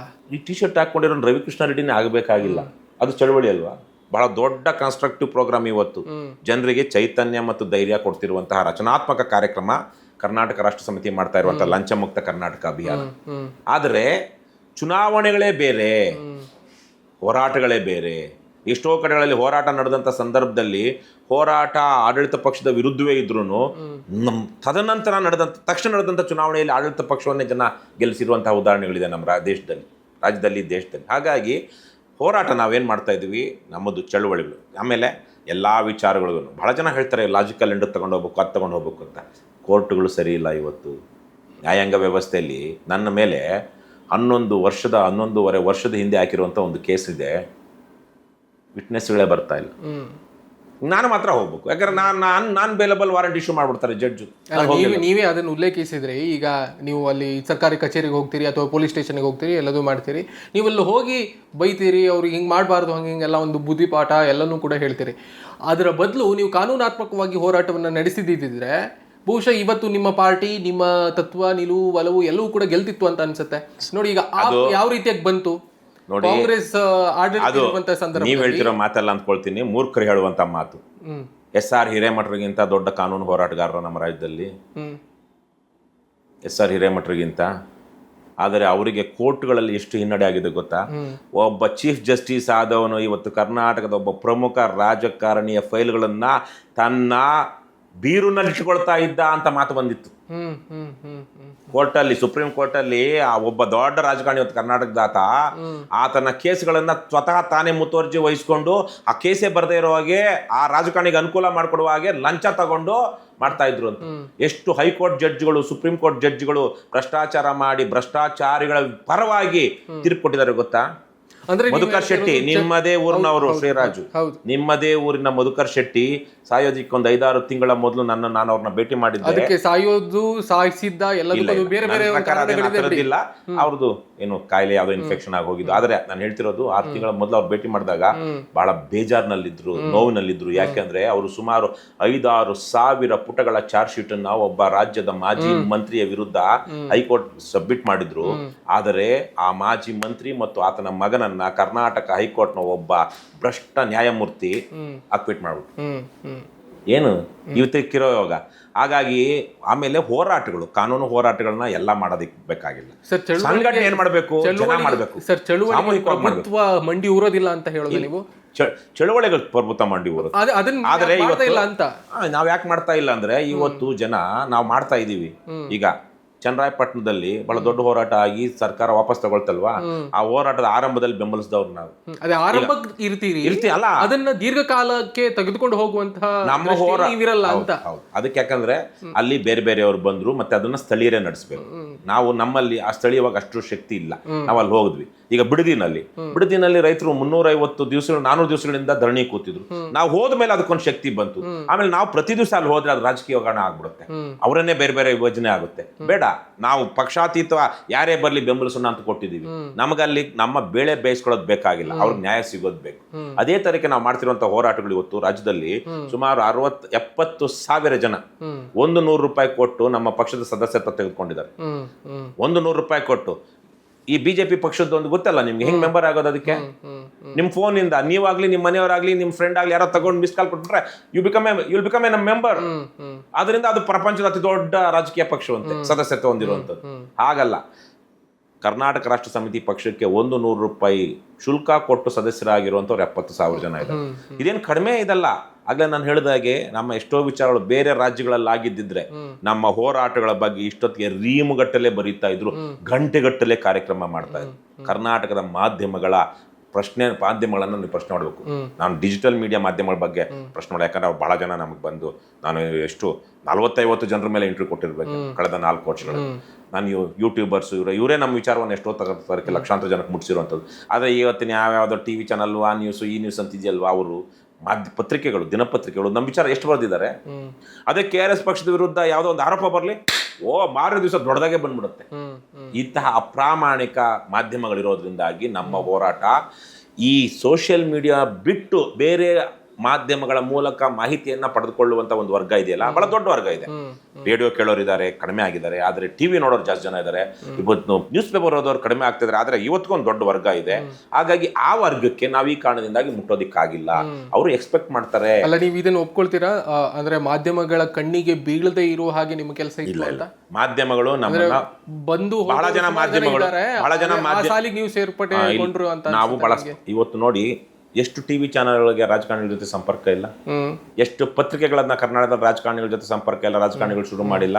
ಹಾಗಾಗಿ ನಾವು ಅವ್ರ ವಿರುದ್ಧನೇ ಟೀಕೆ ಮಾಡಿದಾಗ ಒಂದು ವಿಚಾರ, ಮೊನ್ನೆ ನಮ್ಮದೇ ತಾಲೂಕಿನಲ್ಲಿ ಒಬ್ಬ ಮಾಜಿ MLA, ಮಾಜಿ ಸಚಿವ, ಮಾಜಿ MP ಅವ್ರದ್ದೊಂದು ಬರ್ಡೇ ಆಯ್ತು. ಬರ್ಡೇ ದಿವಸ ಒಂದು ಕಾರ್ಯಕ್ರಮ, ಹಲವು ಕಾರ್ಯಕ್ರಮಗಳಿರುತ್ತೆ, ಅದು ವಿತರಣೆ ಇದು ವಿತರಣೆ ಅಂತ.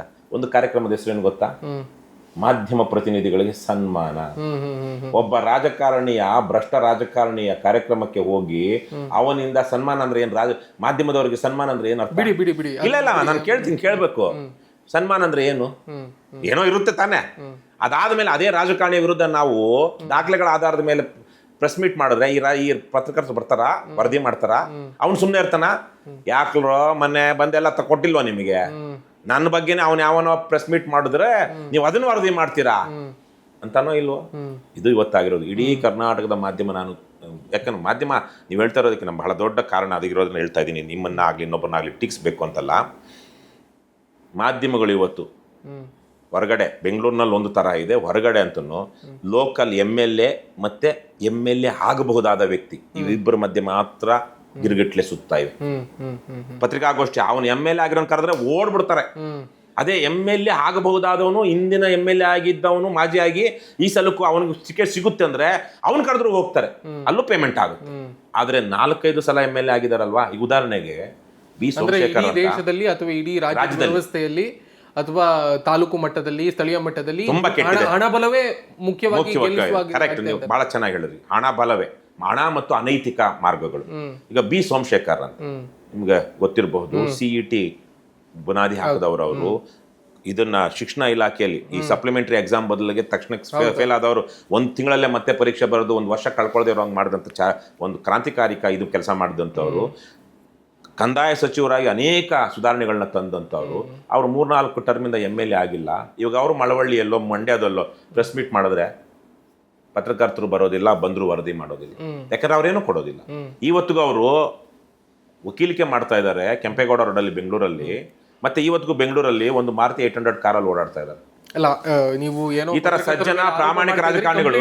ನಾನು ಇದನ್ನು ಒಪ್ಕೊಳ್ಳೋದಿಲ್ಲ. ಒಂದಿಷ್ಟು ಮಾಧ್ಯಮಗಳು ಕೆಲಸ ಮಾಡ್ತಾರೆ. ಆದ್ರೆ ಮುಖ್ಯವಾಹಿನಿ ಮಾಧ್ಯಮಗಳನ್ನೇ ಹೇಳ್ತೀನಿ. ಮುಖ್ಯವಾಹಿನಿ ಮಾಧ್ಯಮಗಳಂತೂ ಇವತ್ತು ಹೀಗೆ ಇವೆ. ಅವ್ರು ನಮಗ್ ಬಹಳ ಜನ ಗೌರವಿಸ್ತಾರೆ, ಇಲ್ಲ ಅಂತಲ್ಲ. ಆದ್ರೆ ಅವ್ರದ್ದೇನೋ ಬೇರೆ ಒತ್ತಡ ಇದೆ. ಎಲ್ಲಿ ಬಿಡಿ ಅದೆಲ್ಲರಿಗೂ ನಿಮ್ಮ ಅಭಿಪ್ರಾಯ ಇರಬಹುದು. ಈಗ ನಮ್ಮ ಅಭಿಪ್ರಾಯವೇ ಅದು. ನಿಮ್ಮ ಅಭಿಪ್ರಾಯ ಅಲ್ಲ, ನಮ್ಮ ಅಭಿಪ್ರಾಯವೇ. ನಿಮ್ಮ ಪಕ್ಷದ ಪ್ರಾದೇಶಿಕತೆಯ ಬಗ್ಗೆ ಮಾತನಾಡೋಣ. ಪ್ರಾದೇಶಿಕ ಪಕ್ಷ ಯಾವ ರೀತಿಯಾಗಿ ಇರಬೇಕು ಅನ್ನೋದ್ರ ಬಗ್ಗೆ ಒಂದಿಷ್ಟು ಜನರಿಗೆ ನಿಮ್ಮ ಪಕ್ಷದ ಮೇಲೆ ಒಂದು ಸಣ್ಣ ಬೇಸರ ಇದೆ. ಅಂದ್ರೆ KRS ರಾಜ್ಯದ ವಿಷಯಕ್ಕೆ ಸಂಬಂಧಪಟ್ಟ ಹಾಗೆ ಗಟ್ಟಿಯಾಗಿ ಧ್ವನಿಸ್ತಾ ಇಲ್ಲ. ರಾಜ್ಯದ ಕನ್ನಡದ ವಿಷಯಕ್ಕೆ ಹಿಂದಿ ಹೇರಿಕೆ ವಿಷಯಕ್ಕೆ ಸಂಬಂಧಪಟ್ಟ ಹಾಗೆ, ನದಿಗಳ ವ್ಯಾಜ್ಯಕ್ಕೆ ಸಂಬಂಧಪಟ್ಟ ಹಾಗೆ ಗಟ್ಟಿಯಾಗಿ ಧ್ವನಿಸ್ತಾ ಇಲ್ಲ. ಕಾವೇರಿ, ಮಹದಾಯಿ, ಆಮೇಲೆ ಮೇಕೆದಾಟು, ಈ ಥರದ ನದಿ ವಿಷಯಗಳಿಗೆ ಸಂಬಂಧಪಟ್ಟ ಹಾಗೆ ಧ್ವನಿನೇ ಎತ್ತೋದಿಲ್ಲ. ಹಿಂದಿ ಹೇರಿಕೆ ವಿಷಯಕ್ಕೆ ಸಂಬಂಧಪಟ್ಟ ಹಾಗೆ ಧ್ವನಿನೇ ಎತ್ತೋದಿಲ್ಲ. ಯಾಕೆ, ಏನು, ಎತ್ತ?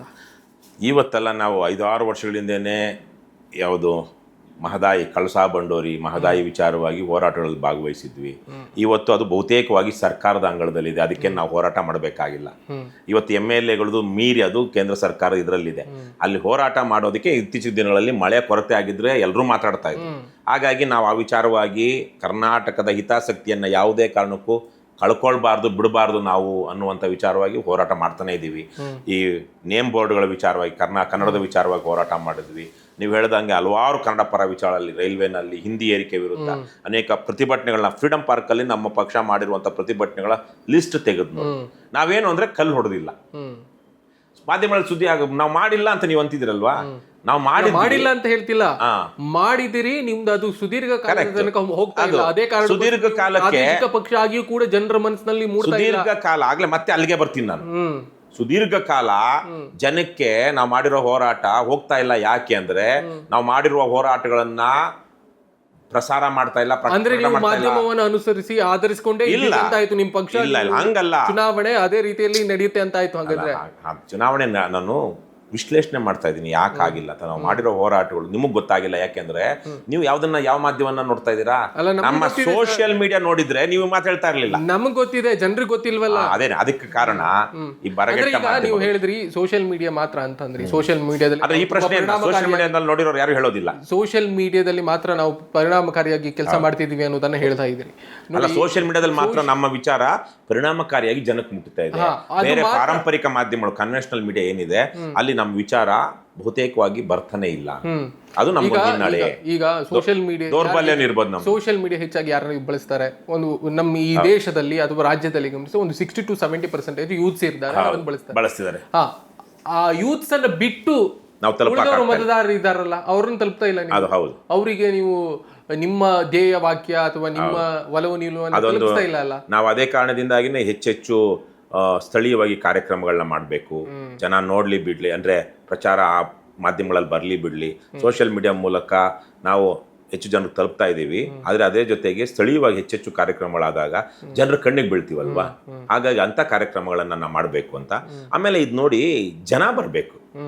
ಯಾವುದೇ ಒಂದು ಪಕ್ಷ, ರಾಜಕಾರಣ, ಸಿದ್ಧಾಂತ ಅಂದಾಗ ಜನ ಬೆಂಬಲಿಸದೆ 10 ಜನ 20 ಜನ ಏನ್ ಕ್ರಾಂತಿ ಮಾಡಕ್ಕಾಗುತ್ತಾ? ಜನ ಬೆಂಬಲಿಸೋದಕ್ಕೆ ನಿಮ್ಮ ಪಕ್ಷದಿಂದ ಏನಾದ್ರೂ ಒಂದು ಸೆಳೆತ ಇರ್ಬೇಕು, ಕರೆಕ್ಟ್. ಆದ್ರೆ ಇವತ್ತಿನ ಬೇರೆ ಸೆಳೆತಗಳು ಬೇರೆ ಜಾಸ್ತಿ ಇವೆ.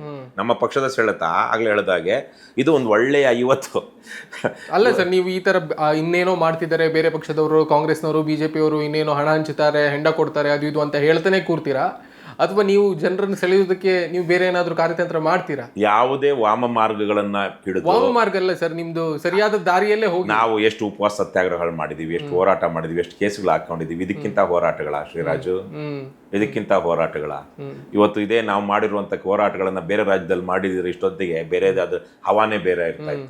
ನಾವು ಮಾಡ್ತಾ ಬಂದಿದ್ದೀವಿ. ಆದ್ರೆ ಇಲ್ಲಿ ಜನರ ಮನಸ್ಥಿತಿಯೂ ಭ್ರಷ್ಟವಾಗಿದೆ. ಬಹುತೇಕ ಜನರ ಮನಸ್ಥಿತಿ ಇಲ್ಲಿ ಜಾತಿ ಅನ್ನುವಂತಹದ್ದು ಒಂದಿದೆ. ಒಬ್ಬ ಜಾತಿ ಲೀಡ್ರು ಅವನೆಷ್ಟೇ ಭ್ರಷ್ಟ ದುಷ್ಟ ಆಗಿದ್ರು, ನೀವು ಕಳೆದ ಒಂದು 10 ವರ್ಷಗಳಲ್ಲಿ ನೋಡಿ, ಅಂತ ಹೇಳ್ಕೊಳ್ಳೋದಕ್ಕೆ ಯಾವುದೇ ಒಬ್ಬ ಇಲ್ಲಿ ಜಾತಿಯವನು ಅಥವಾ ಆ ಜಾತಿ ಪಾರ್ಟಿ ಅಂತ ಇದಿಲ್ಲ. KRS ಇದು ಜಾತ್ಯತೀತವಾಗಿದೆ. ಅದನ್ನ ಹೇಳ್ಕೊಳ್ಳೋದಕ್ಕೆ ಯಾಕೆ ಮುಂದಾಗ್ತಿಲ್ಲ ನೀವು? ಹೇಳಬಾರ್ದು, ಜಾತ್ಯತೀತ ಅಂತ ಹೇಳಿದೀವಿ ನಾವು. ಸಂವಿಧಾನ ನಂಬಿಕೆ ಇಟ್ಟು ಜಾತ್ಯತೀತ, ನಾವು ಯಾವುದೇ ಒಂದು ಜಾತಿಯ ವಿರುದ್ಧವಾಗಲಿ ಜಾತಿಯ ಪರವಾಗಲಿ ಜಾತಿನೇ ಬಿಟ್ಟು ಸಮಾಜ ಕಟ್ಟಬೇಕು ಅಂತ ಹೋಗ್ತಿರುವಂತವ್ರು ನಾವು. ಹಾಗಾಗಿ ಕೆಲವು ಪಕ್ಷಗಳು, ಈಗ ಕರ್ನಾಟಕದಲ್ಲಿ ಬಿಜೆಪಿ ಯಾವ ಜಾತಿ ಸಮುದಾಯದವರು ಹೆಚ್ಚಿಗೆ ಬೆಂಬಲಿಸ್ತಾ ಇದ್ದಾರೆ? JDS ಯಾವ ಜಾತಿ ಬೆಂಬಲಿಸ್ತಾ ಇದ್ದಾರೆ? ಕಾಂಗ್ರೆಸ್ ಯಾವ ಜಾತಿ ಬೆಂಬಲಿಸ್ತಾ ಇದ್ದಾರೆ? ಈ ತರಕ್ಕೆ ಈಗ ಕರ್ನಾಟಕದಲ್ಲಿ ಸಿದ್ದರಾಮಯ್ಯ ಯಾಕೆ ಅಷ್ಟು ಇಂಪಾರ್ಟೆಂಟ್ ಕಾಂಗ್ರೆಸ್ಗೆ? ಯಡಿಯೂರಪ್ಪ, BK ಹರಿಪ್ರಸಾದ್ ಹೇಳಿರೋದನ್ನ ಬೇರೆ ಸಂದರ್ಭದಲ್ಲಿ ಯಾರು ಹೇಳಿದ್ರೆ ಇಷ್ಟೊತ್ತಿಗೆ ಅವರು ಎಲ್ಲೋ ಓಡೋಗ್ಬಿಡ್ತಾ ಇದ್ರು. ವಿಜೇಂದ್ರ ಬಗ್ಗೆ ಏನ್ ಹೇಳ್ತಾ ಇದ್ದಾರೆ? ಅಪ್ಪನ ಸಹಿಯನ್ನ ಮಗ ಮಾಡಿ ಅಪ್ಪನ ಜೈಲು ಕಳಿಸಿದಂತ ಮಗ ಇವತ್ತು ಬಿಜೆಪಿ ಪ್ರೆಸಿಡೆಂಟ್ ಆಗಿರೋದು. ಯಾರು ಹೇಳ್ತಿರೋದು? ಆದ್ರೂ ಯಾಕೆ? ಯಡಿಯೂರಪ್ಪನಿಗೆ ಒಂದು ವೋಟ್ ಬ್ಯಾಂಕ್ ಇದೆ ಅಲ್ವಾ? ಹಾಗಾಗಿ ಈ ತರಕ್ಕೆ ಜನ ಇರುವಂತ ಸಂದರ್ಭದಲ್ಲಿ ನಮ್ಮ ಪಕ್ಷ ಎಲ್ಲಾ ಜಾತಿಗಳಲ್ಲಿರುವಂತ ಪ್ರಾಮಾಣಿಕರನ್ನ ಸೆಳೀತಾ ಇದೆ, ಧೈರ್ಯವಂತರನ್ನ ಸೆಳೀತಾ ಇದೆ. ನಮ್ಮದು ಬಹುತೇಕವಾಗಿ ಭಾರತನೇ ನೋಡಿದೆ, ನಾನು ಪದೇ ಹಲವಾರು ಸಂದರ್ಭಗಳಲ್ಲಿ ನೋಡಿದೀನಿ. ಒಂದ್ ರೀತಿಯಲ್ಲಿ ಪುಕ್ಕಲ್ರ ದೇಶ ಇದು, ಒಂದ್ ರೀತಿ ಮೊದ್ಲಿಂದನು. ಅದೇ ಕಾರಣದಿಂದಾಗೇನೆ ಪರಕೀಯರು ಎಲ್ಲೆಲ್ಲಿಂದನೋ ಬಂದು ಯುರೋಪ್ನಿಂದ ಬರ್ತಾರೆ. ಕೊನೆಗೆ ನಮ್ಮ ಪಕ್ಕದ ಇರಾನು, ಅಫ್ಘಾನಿಸ್ತಾನು ಅಥವಾ ಟರ್ಕಿಯಿಂದ ಬಂದವರಲ್ಲ. ಎಲ್ಲಿಂದ ಬರ್ತಾರೆ? ಇವತ್ತಿಗೆಲ್ಲ 2000 ವರ್ಷಗಳ ಹಿಂದೆನೆ ಅವನು ಅಲೆಕ್ಸಾಂಡರ್ ಬೇರೆ ತರಕ್ಕೆ ಅವನು ಬರ್ತಾನೆ. ಆದ್ರೆ 15-16ನೇ ಶತಮಾನದಲ್ಲಿ ಯುರೋಪಿಯನ್ನರು ಬಂದು ನಮ್ಮ ದೇಶವನ್ನ ಇದು ಮಾಡ್ತಾರಲ್ವಾ. ಇಂತಹ ಒಂದು ಪುಕ್ಕಲನ್ನು ಇಟ್ಕೊಂಡೆ ಮಹಾತ್ಮ ಗಾಂಧೀಜಿ ಒಂದು ಅಹಿಂಸಾತ್ಮಕ ಹೋರಾಟವನ್ನ ಕಟ್ಟಿದ ಕಾರಣಕ್ಕಾಗಿ ದೇಶ ಇಷ್ಟು ಮಾತ್ರ ಉಳಿತು. ಇಲ್ಲಾಂದಿದ್ರೆ ಯುದ್ಧದಲ್ಲಿ ಇವ್ರು ಯಾರನ್ನೂ ಸೋಲ್ಸೋದಿಕ್ ಆಗ್ತಿರಲಿಲ್ಲ. ನಮ್ಮ ಬೆಂಗಳೂರಿನಷ್ಟು ಇವತ್ತು ನಮ್ಮ ರಾಜ್ಯದಷ್ಟು ಪಾಪ್ಯುಲೇಷನ್ ಇಲ್ಲ. ಯಾವುದು? ಅರ್ಧ ಇದೆ ಪಾಪ್ಯುಲೇಷನ್ ಇಂಗ್ಲೆಂಡ್. ಅವ್ರು ಹೆಂಗೆ ಆಳಿದ್ರು ನಮ್ಮನ್ನ. ಹಾಗಾಗಿ ಇಂಥ ಸಂದರ್ಭದಲ್ಲಿ ನಮ್ಮಲ್ಲಿ ಬಹುತೇಕ ಜನರಿಗೆ ಸ್ವಾತಂತ್ರ್ಯ ಹೋರಾಟದಲ್ಲಿ ಮಾತ್ರ ಅದೊಂಥರ ಒಂದು ಧೈರ್ಯ ಬಂದಿದ್ದು. KRS ಬೆಂಗಳೂರನ್ನ ಕೇಂದ್ರೀಕರಿಸಿಕೊಂಡಿದೆ ಅಂತ ಅನಿಸ್ತಾ ಇದೆಯಾ ನಿಮ್ಗೆ? ಬೇರೆ ಕಡೆ ವ್ಯಾಪಿಸೋದಕ್ಕೆ ಅದನ್ನ ಹೇಳೋದಕ್ಕೆ ಮೊದಲು ನಮ್ಮಲ್ಲಿ ಜನ ಹೇಗಿದ್ದಾರೆ ಅಂದ್ರೆ, ಸುಭಾಷ್ ಚಂದ್ರ ಬೋಸು, ಕ್ರಾಂತಿಕಾರಿಗಳು, ಹೋರಾಟಗಾರರು ಪಕ್ಕದ ಮನೇಲಿ ಹುಟ್ಟಬೇಕು, ನಾವು ಸೇಫ್ ಆಗಿರೋದು. ಇದರಿಂದಾಗಿನೇ ನಮ್ಮಲ್ಲಿ ಬಹುತೇಕ ಸಂದರ್ಭಗಳಲ್ಲಿ ಮೊನ್ನೆ ಒಂದು ಹೋರಾಟ ನಡೀತು ನಮ್ಮೂರಲ್ಲಿ, ಒಂದು ರೈತರ ಹೋರಾಟ. ಹೇಳ್ತಾ ಇದ್ರು ಹೇಗಿದ್ದಾರೆ ಜನ ಅಪ್ರಾಮಾಣಿಕರಾಗಿ ಕೆಲವೊಂದು ಸಂದರ್ಭಗಳಲ್ಲಿ. ಅಂದ್ರೆ ಹೋರಾಟಕ್ಕೆ ಮಹಿಳೆಯರು ಸೇರಿ 100 ಸಂಖ್ಯೆಯಲ್ಲಿ ಜನ ಬಂದ್ರು. ಅಲ್ಲೊಂದು ಕಡೆ ಬಂದ ಮೇಲೆ ಹಿಂದೆ ತಿರುಗಿ ನೋಡಿದ್ರೆ ಅರ್ಧಕ್ಕರ್ಧ ಜನ ಇಲ್ವಂತೆ. ಎಲ್ಲೋಗಿದಾರೆ ನೋಡಿದ್ರೆ ಬಾರಲ್ಲಿದಾರಂತೆ. ಈ ತರಹದ ಒಂದು ಅಪ್ರಾಮಾಣಿಕತೆ, ಒಂದು ಏನೋ ಪುಕ್ಕಲುತನ ಇರುವಂತದ್ದು. ಆಮೇಲೆ ಬೆಂಗಳೂರು ನಿಮ್ಗೆ ಗೊತ್ತಿರೋ ಹಾಗೆ ಇವತ್ತು 20% ಜನಸಂಖ್ಯೆ ಇರುವಂತಹ ರಾಜ್ಯದ ಜನಸಂಖ್ಯೆ. ಸಣ್ಣ ಪ್ರದೇಶ ಅಲ್ಲ ಇದು. ಎಷ್ಟು ಇವತ್ತಿಗೆ ಈ ಸಲಕ್ಕೆ ಏನಂತಾರೆ ಡಿಲಿಮಿಟೇಷನ್ ಆಯ್ತು ಅಂದ್ರೆ, ಕ್ಷೇತ್ರಗಳ ಪುನರ್ವಿಂಗಡಣೆ ಆಯ್ತು ಅಂದ್ರೆ, ಈಗ ಬೆಂಗಳೂರಲ್ಲಿ ಏನಿಲ್ಲ ಅಂದ್ರೂ 50 ಸೀಟ್ಗಳು ಬರುತ್ತೆ 224ರಲ್ಲಿ. 25% ಸೀಟ್ ಇಲ್ಲೇ ಇರುತ್ತೆ. ಬೆಂಗಳೂರು ನಗರ ಜಿಲ್ಲೆ, ಬೆಂಗಳೂರು ಗ್ರಾಮಾಂತರ ಜಿಲ್ಲೆ, ರಾಮನಗರ, ಬೆಂಗಳೂರು ಗ್ರಾಮಾಂತರ. ಬೆಂಗಳೂರಲ್ಲೇ ನೀವು ಗೆಲ್ಲೋದಕ್ಕಾಗಿಲ್ವಲ್ಲ ಅಲ್ಲ ನಾನು ಹೇಳ್ತಿರೋದು. ಹಾಗಾಗಿ ನೀವು ಇಲ್ಲಿ ಬೆಂಗಳೂರಿಗೆ ಫೋಕಸ್ ಮಾಡ್ತಾ ಇದ್ದೀರಲ್ಲ ಅನ್ನೋದು. ಹಾಗಾಗಿ ಬೆಂಗಳೂರು ಸಾಮಾನ್ಯವಾಗಿ ರಾಜಧಾನಿ ಆಗಿರೋದ್ರಿಂದ ಇಲ್ಲಿ ಯಾರೇ ರಾಜಕೀಯ ಹೋರಾಟಗಳು, ಬೇರೆ ಥರದ ಹೋರಾಟಗಳು ಮಾಡಿದ್ರು ಜನರ ಗಮನ ಸೆಳೆಯುತ್ತೆ. ಹಾಗಾಗಿ ಇದು ಕಾಣಿಸ್ತಾ ಇರುತ್ತೆ ಬೆಂಗಳೂರಲ್ಲಿ. ಆಮೇಲೆ ಈಗ ಹಳ್ಳಿಗಳಲ್ಲಿ ವ್ಯವಸಾಯ, ಕೃಷಿ ಬೇರೆ ಬೇರೆ ತರಕ್ಕೆ ಇರುತ್ತೆ. ಒಂದ್ ಕಡೆಯಿಂದ ಇನ್ನೊಂದು ಕಡೆಗೆ ಒಂದು ಜಿಲ್ಲಾ ಕೇಂದ್ರಕ್ಕೆ ಬರೋದಕ್ಕೆ 1 ಗಂಟೆ 1.5 ಗಂಟೆ ಬೇಕು. 50, 70, 80 ಕಿಲೋಮೀಟರ್. ಬೆಂಗಳೂರಲ್ಲಿ 1 ಗಂಟೆ ಬೇಕು, ಆದರೆ ಖರ್ಚು 20 ರೂಪಾಯಿ. ಅಲ್ಲಿ 100 ರೂಪಾಯಿ ಖರ್ಚಾಗುತ್ತೆ ಜಿಲ್ಲಾ ಕೇಂದ್ರಕ್ಕೆ ಬರಬೇಕು. ಯಾಕಂದ್ರೆ ಪೆಟ್ರೋಲ್ ಅಲ್ಲಿ ಬರಬೇಕು, ಗಂಟೆಗಟ್ಟಲೆ ಇಳಿಸುತ್ತೆ. ಆದರೆ ಬೆಂಗಳೂರಲ್ಲೂ ಟ್ರಾಫಿಕ್ ಇದೆ, ಸಮಯ ಅಷ್ಟೇ ಹಿಡಿಯುತ್ತೆ, ಆದರೆ ಖರ್ಚು ಕಡಿಮೆ ಇರುತ್ತೆ. ಹಾಗಾಗಿ ಇಲ್ಲಿ ಹೆಚ್ಚು ಕಾರ್ಯಕ್ರಮಗಳಾಗ್ತಾ ಇದೆ. ಬೆಂಗಳೂರಲ್ಲೇ ಗೆಲ್ಲೋದಿಕ್ಕಾಗಿಲ್ಲ. ಆಗ್ಲೇ ಹೇಳಿದಾಗೆ ಎಲ್ಲಾ ಕಡೆನೂ ನೀವು ಚುನಾವಣಾ ರಾಜಕಾರಣ ಇವತ್ತು ಎಷ್ಟು ದರಿದ್ರವಾಗಿದೆ ಅಂದ್ರೆ, ಚುನಾವಣೆಗಳನ್ನ ಬಿಟ್ಟು ನಾವು ಕೆಲವೊಂದನ್ನು ಯೋಚನೆ ಮಾಡಬೇಕು. ಒಂದು ಪಕ್ಷದ ಯಶಸ್ಸನ್ನ ಚುನಾವಣೆಗಳ ಮೂಲಕವೇ ಅಳೆದ್ರೆ ಅವರು ಮಾಡಿರುವಂತಹ ಕೆಲಸ ಏನಿದೆ ಅದನ್ನು ನಗಣ್ಯ ಮಾಡಿದಾಗೆ. ನನಗೆ ಕರ್ನಾಟಕ ರಾಷ್ಟ್ರ ಸಮಿತಿ ಪಕ್ಷ ಕಳೆದ 25-30 ವರ್ಷಗಳಲ್ಲಿ ಕರ್ನಾಟಕ ರಾಷ್ಟ್ರ ಸಮಿತಿ ಪಕ್ಷ ಮಾಡಿರುವಂತಹ ಸಕಾರಾತ್ಮಕ ಪರಿಣಾಮವನ್ನ ಕರ್ನಾಟಕದಲ್ಲಿ ಯಾವ ರಾಜಕೀಯ ಪಕ್ಷವೂ ಹೋರಾಟವೂ ಮಾಡಿಲ್ಲ. ಹಿಂದೆ ರೈತ ಸಂಘ ಮಾಡಿತ್ತು ನಂಜುಂಡಸ್ವಾಮಿ ಅವರ ನೇತೃತ್ವದಲ್ಲಿ. ಇವತ್ತು ಅದಾದ ನಂತರ ಇವತ್ತು ಅಂತಹದ್ದೇ ಒಂದು ಸಕಾರಾತ್ಮಕ ಪರಿಣಾಮವನ್ನ ಸಾಮಾನ್ಯ ಜನ ನಮ್ಮ ಪಕ್ಷದಲ್ಲಿ ಕೆಲವೊಬ್ರು ಇದ್ದಾರೆ. ಅವರು 4-5 ವರ್ಷಗಳಿಂದ ಪೊಲೀಸ್ ಸ್ಟೇಷನ್ ಹೋದಾಗ ಪೊಲೀಸರು ಕುತ್ಕೊಳ್ಳ ಅಲ್ಲಿ ಅಂತ ಇದ್ರು. ಇವತ್ತು ಹೋದ್ರೆ ಅನುಸ್ವಾಮಿ ಅವರೇ ಬನ್ನಿ ಸರ್ ಕೂತ್ಕೊಳ್ಳಿ ಸರ್, ಏನಾಗ್ಬೇಕಿತ್ತು ಸರ್ ಅಂತಿದ್ದಾರೆ. ಅದೇ ವ್ಯಕ್ತಿ ಇವನನ್ನ ಬರ್ದಾಗ ಬರಕ್ಕಾಗಲ್ಲ ಮಗ್ನ ಅಂತಿದ್ದವನು ಇವತ್ತು ಸ್ವಾಮಿ ಅವರೇ ಬಂದ್ರಾ ಕೂತ್ಕೊಳ್ಳಿ, ಏನ್ ಬಂದಿದ್ದು ಅಂತ ಕೇಳ್ತಿದ್ದಾರೆ. ಆ ಶಕ್ತಿ ಯಾರು ಕೊಟ್ಟಿದ್ದು? ಕರ್ನಾಟಕ ರಾಷ್ಟ್ರ ಸಮಿತಿ ಪಕ್ಷ ಕೊಟ್ಟಿದ್ದು. ಕೇವಲ ಕರ್ನಾಟಕ ರಾಷ್ಟ್ರ ಸಮಿತಿ ಪಕ್ಷದ ಸದಸ್ಯ ಇವನು ಅನ್ನೋ ಕಾರಣಕ್ಕಾಗಿ ಇವತ್ತು ಈ ತರಹದ ಏನು ದಬ್ಬಾಳಿಕೆ ಮಾಡ್ತಿದ್ದಂಥವ್ರು ತಮ್ಮ ವರ್ತನೆಯನ್ನ ಬದಲಾಯಿಸಿಕೊಂಡಿಲ್ಲ. RTI ಕಾರ್ಯಕರ್ತರು, ಪತ್ರಕರ್ತರು ಮಾಡುವಂತ ಕೆಲಸವನ್ನ ಒಂದು ಚುನಾವಣಾ ರಾಜಕೀಯಕ್ಕೆ ಬಂದಂತ ಪತ್ರಕರ್ತರ ಕೆಲಸ ಅಲ್ಲವೇ ಅಲ್ಲ, ಸಾಕಾ ಅಂತ. ಪತ್ರಕರ್ತರ ಕೆಲಸವೇ ಅಲ್ಲ. ಪತ್ರಕರ್ತರು ಮಾಡಿದ್ದು ಕಚೇರಿಗಳಲ್ಲಿ, ಪೊಲೀಸ್ ಡಿಪಾರ್ಟ್ಮೆಂಟ್ ಈಗಾಗಲೇ ಹೇಳಿದಲ್ವಾ, ಒಬ್ಬ ಅನಕ್ಷರ ಕುಕ್ಷಿ, ಒಬ್ಬ ಅವಿದ್ಯಾವಂತ, ಅವನ ಪತ್ರಕರ್ತನ, ಅವನ RTI ಕಾರ್ಯಕರ್ತನ. ಆದರೆ ಅವನಿಗೂ ಸಹ ಒಬ್ಬ ಪತ್ರಕರ್ತನಿಗೆ, ಒಬ್ಬ ಸಾಮಾನ್ಯ ಜನತೆಗೆ ಏನು ಹಕ್ಕಿದೆಯೋ ಅವನಿಗೂ ಇದೆಯೋ ಇಲ್ವೋ? ಅವನನ್ನ ಯಾಕೆ ಇವರು ಸರ್ಕಾರಿ ಅಧಿಕಾರಿಗಳು ಹೀಯಾಳಿಸ್ತಾ ಇದ್ರು? ಅವನನ್ನ ಯಾಕೆ ಅವರು ಅವನಿಗೆ ಸೇವೆ ಕೊಡ್ತಾ ಇರ್ಲಿಲ್ಲ? ಆ ಕಟ್ಟ ಕಡೆಯ ವ್ಯಕ್ತಿಗೂ ಇವತ್ತು ಧೈರ್ಯ ಕೊಟ್ಟಿರುವಂತದ್ದು ಕರ್ನಾಟಕ ರಾಷ್ಟ್ರ ಸಮಿತಿ ಪಕ್ಷ ರಾಜ್ಯದಲ್ಲಿ. ಬಿಜೆಪಿ, ಕಾಂಗ್ರೆಸ್ MLAಗಳಿಗೆ ಹೇಳಿದ್ರೆ ಆಗದೆ ಇರುವಂತ ಕೆಲಸವನ್ನ ಇವತ್ತು ಕರ್ನಾಟಕ ರಾಷ್ಟ್ರ ಸಮಿತಿ ಪಕ್ಷದ ಯಾವುದೋ ಒಂದು ಹಳ್ಳಿಯ, ಯಾವುದೋ ಒಂದು ಇನ್ನೂ 7ನೇ ಕ್ಲಾಸು 8ನೇ ಕ್ಲಾಸು ಓದಿಲ್ಲದಂತಹ, ಬರೆಯೋದಿಕ್ಕೆ ಸೈನ್ ಮಾಡೋದಿಕ್ಕೆ ಬರದೇ ಇರುವಂತ ಹೋಗಿ ಸರ್ ನಮ್ಮ ಕೆಲಸ ಏನಾಯ್ತು ಅಂದ್ರೆ ಇವತ್ತು ಮಾಡ್ಕೊಡ್ತಾ ಇದ್ದಾರೆ ನ್ಯಾಯವಾದ ಕೆಲಸವನ್ನು. ಸೊ ಹಾಗಾಗಿ ನಮ್ಮ ಹೋರಾಟ ಅಲ್ಲಿ ಜನರಿಗೆ ಶಕ್ತಿ ಕೊಡೋದ್ರಲ್ಲಿದೆ. ಎಷ್ಟೋ ಕಡೆಗಳಲ್ಲಿ ಅದಾಗಿದೆ. ನೀವು ಚುನಾವಣಾ ರಾಜಕಾರಣ ತೆಗೆದಾಗ ಅದು ಬೇರೆ ಪ್ರಚಾರ. ಆಗ್ಲೇ ಹೇಳಿದಾಗೆ ಜನ ಎಲೆಕ್ಷನ್ ಹಿಂದಿನ ದಿವಸ ಒಂದು ಮಾಯಾಜಾಲ ಹರಡಲಾಗುತ್ತೆ. ಆ ಮಾಯಾಜಾಲಕ್ಕೆ ಬಲಿಯಾಗುವಂತವ್ರ ಬಗ್ಗೆ ನಾವು ನೋಡ್ತಾನೆ ಇದ್ದೀವಿ. ಅವರು ಆಯ್ಕೆಗಳು ಎಂತವಿವೆ ಇವತ್ತು ಕರ್ನಾಟಕದಲ್ಲಿ. ನೀವು ಇಷ್ಟು 224 MLAಗಳಿದಾರಲ್ಲ, ಒಂದು 10-20 MLAಗಳನ್ನ ಕೊಡಿ, ಒಂದು ಯಾವುದೇ ಒಂದು ಕಾಯ್ದೆ. ಶಾಸಕರು ಅಂದ್ರೆ ಏನು? ಶಾಸನ ಸಭೆಯಲ್ಲಿ ಅಂದ್ರೆ ವಿಧಾನಸಭೆಯಲ್ಲಿ ಕೂತು ಯಾವುದಾದ್ರೂ ಒಂದು ವಿಚಾರಕ್ಕೆ ಕಾಯ್ದೆಗಳನ್ನು ಮಂಡಿಸಿ, ಇರುವಂಥ ಕಾಯ್ದೆಗಳಲ್ಲಿ ಏನಾದ್ರು ಲೋಪದೋಷಗಳಿದ್ರೆ ಅದನ್ನು ಸರಿಪಡಿಸಿ ಸಮಾಜದ ಸಮಸ್ಯೆಗಳನ್ನು ಸರ್ಕಾರದ ಗಮನಕ್ಕೆ ತರುವಂಥವ್ರು. ಎಷ್ಟು ಜನ ಶಾಸಕರಿಗೆ ಇವತ್ತು ಅಯೋಗ್ಯರಿಗೆ ಒಂದು ಡ್ರಾಫ್ಟ್ ಮಾಡೋದಕ್ಕೆ ಯೋಗ್ಯತೆ ಇದೆ. ಅವನ ಆಫೀಸಲ್ಲೇ ಇಲ್ಲ ಯೋಗ್ಯತೆ. ಅವನು ಅಂಥವ್ರನ್ನ ಇಟ್ಕೊಂಡಿಲ್ಲ. ಇವತ್ತು MLA ಆಗ್ತಿರೋನು ಪೋಖ್ರಿ, ಪುಂಡ್ರು, ಬದ್ಮಾಶ್ಗಳು ಇವತ್ತು ನಮ್ಮ MLAಗಳು ಆಗ್ತಾ ಇದ್ದಾರೆ. ಆಯ್ಕೆ ಮಾಡ್ತಿರೋರು ಯಾರು? ಅಂದ್ರೆ ಯಾರಿಗೆ ಬರ್ತಾ ಇದೆ? ನಮ್ಮ ಆಯ್ಕೆಗಳು ಸರಿ ಇಲ್ಲ, ಇವತ್ತು ಜನರ ಆಯ್ಕೆಗಳು ಸರಿ ಇಲ್ಲ. ಅದರಿಂದಾಗಿ ನಿಮಗೆ ಗೊತ್ತಿರಲಿ 4 ಲಕ್ಷ ಜನರಿಗೆ ಬೈತಾ ಹೋದ್ರೆ ನೀವು ಗೆಲ್ತೀರಂತ. ನಾವ್ ಯಾರಿಗೆ ಬೈತಾ ಇದೀವಿ? ಜನ ಸರಿ ಇಲ್ಲ, ನಾನೇನ್ ಬೇರೆಯವನ? ಅನ್ಯಗ್ರಹ ಜೀವಿನ? ಜನ ಆಯ್ಕೆ ಸರಿ ಇಲ್ಲ, ಅನ್ಯಗ್ರಹ ಜೀವಿನ? ನೀವು ಆಯ್ಕೆ ಕಾಣಿಸ್ತಿಲ್ಲ ಅಲ್ಲಿ. ಅದಕ್ಕೇನೆ ಅದು ಬರ್ತೀವಿ ಅಲ್ಲಿಗೆ. ಅನ್ಯಗ್ರಹ ಜೀವಿನ ಇದೇ ಜನರ ಮಧ್ಯೆ ಇರೋನು ತಾನೇ ನಾನು. ನಮ್ಮ ಪಕ್ಷದಲ್ಲಿ ಇರೋರೇನು ಜನರಲ್ವಾ? ಈ ಕಳ್ಳ ಇನ್ನೊಬ್ಬ ಸುಳ್ಳ ಅವ್ರಿಬ್ರ ನಡುವೆ ನೀವು ಆಯ್ಕೆ ಕಾಣಿಸ್ತಾ ಇಲ್ಲ ಜನರಿಗೆ. ಹೌದು, ಅದಕ್ಕೆ ಕಾರಣ ಜನಕ್ಕೆ ಕಳ್ಳನನ್ನ ಸುಳ್ಳನ್ನ ಬಿಟ್ಟು ಬೇರೆಯವ್ರು ನೋಡೋದಕ್ಕೆ ಆಗದೆ ಇರುವಂತಹ ಒಂದು ವಾತಾವರಣ ನಿರ್ಮಾಣ ಆಗಿರುವಂತಹದ್ದು, ನಂಬಿಕೆ ಬರದೇ ಇರುವಂತಹದ್ದು. ಆದರೆ ಈಗ ಬದಲಾಗ್ತಾ ಇದೆ. ಈಗ ನೀವೂನು, ನಾನು ಇಷ್ಟೆಲ್ಲ ಮಾತಾಡ್ತಿದ್ದೀನಲ್ವಾ, ನೀವೂನು ಬಂದು ರವಿ ಕೃಷ್ಣಾರೆಡ್ಡಿ ಇವತ್ತು ಇಂಟರ್ವ್ಯೂ ತಗೊಳ್ಬೇಕು ಅಂತ ಯಾಕೆ ಅನ್ನಿಸ್ತು ನಿಮಗೆ? ನಾವು ಬದಲಾವಣೆ ಮಾಡ್ತಾ ಇಲ್ಲ, ನಮ್ಮದೊಂದು ಪರಿಣಾಮ ಇಲ್ಲಿಲ್ಲ ಸಮಾಜದ ಮೇಲೆ ಅಂದಿದ್ರೆ ನೀವ್ ಯಾಕೆ ಬರ್ತಾ ಇದ್ರಿ? ಇನ್ನೊಂಚೂರು ಸರಿ ಮಾಡ್ಕೊಳ್ಳಿ ಅಂತ ಹೇಳೋದಕ್ಕೆ ಬಂದೆ. ಅದೇ ಯಾಕೆ? ಇವ್ರಿಗೆ ಆ ಶಕ್ತಿ ಇದೆ, ಸಾಮರ್ಥ್ಯ ಇದೆ, ಜೊತೆಗೆ ಅಗತ್ಯ ಇದೆ. ಇವತ್ತು ನೀವು ನಿಜವಾದ ಇದೇ ಸಮಾಜದಲ್ಲಿ ಬದುಕುವಂತ ಪತ್ರಕರ್ತರು ನಾವು ಅನ್ನುವಂಥ ಭಾವನೆ ನಿಮಗಿದ್ರೆ, ಇವತ್ತಿರುವಂತದ್ದು ಪರಮ ನೀಚ ವ್ಯವಸ್ಥೆ, ಭ್ರಷ್ಟ ವ್ಯವಸ್ಥೆ, ಜನದ್ರೋಹಿ ವ್ಯವಸ್ಥೆ, 4,49,000 ಕೋಟಿ ರೂಪಾಯಿಗಳ ಬಜೆಟ್ ನಮ್ಮ ರಾಜ್ಯದ್ದು. ಶ್ರೀಮಂತವಾದ ರಾಜ್ಯ ನಮ್ಮದು, ಶ್ರೀಮಂತವಾದ ಸರ್ಕಾರ ನಮ್ಮದು. ಜನ ಬಡತನದಲ್ಲಿದ್ದಾರೆ, ನೊಂದಿದ್ದಾರೆ, ಬೇಗೆ ಬಳಲ್ತಾ ಇದ್ದಾರೆ. ಇದು ಸರಿ ಹೋಗಬೇಕು ಅನ್ನುವಂಥ ಭಾವನೆ ನಿಮ್ಗಿರೋದ್ರಿಂದ ನಾವು ಇನ್ನೊಂದಷ್ಟು ಚೆನ್ನಾಗಿ ಮಾಡಿ, ಬೇರೆ ಬೇರೆ ತರದ್ ಗಮನಿಸಿ, ಒಳ್ಳೆಯ ರಣತಂತ್ರಗಳನ್ನ ಹೆಣಿರಿ. ನ್ಯಾಯವಾದ ಮಾರ್ಗದಲ್ಲೇ ರಣತಂತ್ರಗಳನ್ನ ಹೇಳಿದಿರ ಕೇವಲ ಮಾತಾಡ್ಕೊಂಡು ಭಾಷಣ ಮಾಡ್ಕೊಂಡು ಭ್ರಷ್ಟರ ವಿರುದ್ಧ ಮಾತಾಡ್ಕೊಳ್ತಾ ಇದ್ರೆ ಆಗೋದಿಲ್ಲ, ನಿಮ್ಗೆ ಓಟ್ ಬರೋದಿಲ್ಲ. ಹಾಗಾಗಿ ನೀವು ಈ ಪ್ರಶ್ನೆಗಳಲ್ಲಿ ನೀವು ನಮಗೆ ಪರೋಕ್ಷವಾಗಿ ಏನ್ ಕೊಡ್ತಾ ಇದ್ದೀರಾ? ಬದಲಾವಣೆ ಮಾಡ್ಕೊಳ್ಳಿ. ಇವತ್ತು ಕರ್ನಾಟಕಕ್ಕೆ ಅಗತ್ಯ ಇದೆ ನಿಮ್ಮದು. ಅದೇ ತಾನೇ ನೀವು ಹೇಳ್ತಾ ಇರುವಂತ. ಎಕ್ಸಾಕ್ಟ್ಲಿ. ಇದನ್ನ ಅಷ್ಟು ಕೆಲಸ ಆಗ್ಬೇಕು ಅಂದ್ರೆ ಎಷ್ಟು ಕೆಲಸ ಆಗಿರ್ಬೇಕು? ನಿಮ್ಗೆ ಆ ಭಾವನೆ ಬರ್ಬೇಕು ಅಂದ್ರೆ ನಾವು ಎಷ್ಟು ಕೆಲಸ ಮಾಡಿದ್ರೆ ನಿಮ್ಗೆ ಆ ವಿಶ್ವಾಸ, ಆ ನಂಬಿಕೆ ಬರೋದಕ್ಕೆ ಸಾಧ್ಯ. ನಾವು ನಿಮ್ಗೆ ದುಡ್ಡು ಕೊಟ್ಟು ಕರ್ಸಿದೀವಾ? ನೀವು ದುಡ್ಡು ಕೊಟ್ಟು ಅಥವಾ ನಮಗೇನಾದ್ರು ದುಡ್ಡು ಕೊಡೋಲಿಕ್ಕೆ ಹೋಗೋರು ಅಲ್ವಲ್ಲ.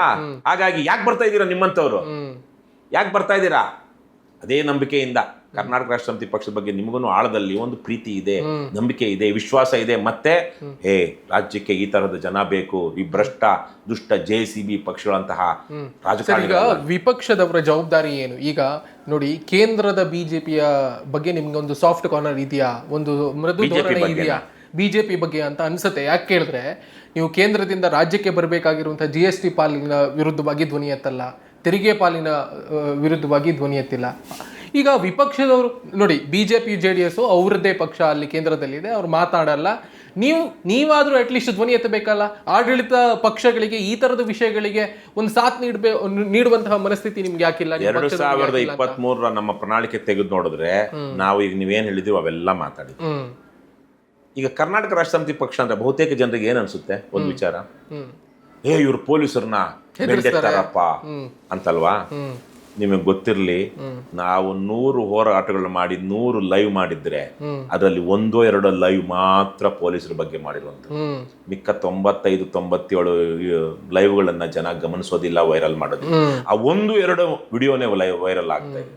ಹಾಗಂತ ಹೇಳಿ ನಾವು ಬೇರೆ ಹೋರಾಟ ಮಾಡಿಲ್ವಾ? ಬೇರೆ ವಿಚಾರ ಹೇಳಿಲ್ವಾ? ಸರ್, ಹಂಗಾದ್ರೆ ನೀವು ವಿಡಿಯೋ ವೈರಲ್ ಅನ್ನೇ ನಂಬ್ಕೊಂಡಿದ್ದೀರಾ? ನಾನೆಲ್ಲ ಹೇಳ್ತಾರೆ ಜನಕ್ಕೆ. ನಿಮಗೆ ಚಳುವಳಿ ಮಾಡಬೇಕಾಗಿರುವಂತಹ ಕಾಲಘಟ್ಟದಲ್ಲಿ ಇದ್ಕೊಂಡು ನೀವು ಇವತ್ತು ಕೂಡ ಬರೀ ನಾವು ರೀಲ್ಸ್ ಮಾಡ್ಕೊಂಡೇ ಕೂತ್ಕೊಂಡು ನಾವು ರಾಜಕಾರಣ ಮಾಡ್ತೀವಿ ಅಂತ ಅದ್ರ ಮೇಲೆ ನೀವು ರಾಜಕಾರಣವನ್ನು ನಾವು ರೀಲ್ಸ್ ಮಾಡ್ತಾ ಇಲ್ಲ, ನಾವು ಲೈವ್ ಮಾಡ್ತಾ ಇದೀವಿ. ಒಂದು ರೀಲ್ಸೇ ಬೇರೆ, ಲೈವೇ ಬೇರೆ. ಲೈವ್ ಅಲ್ಲೊಂದು ಘಟನೆ ನಡೀತಾ ಇದೆ, ಅಲ್ಲೊಂದು ಹೋರಾಟ ನಡೀತಾ ಇದೆ, ಅದರ ವಿಡಿಯೋ ಅದು.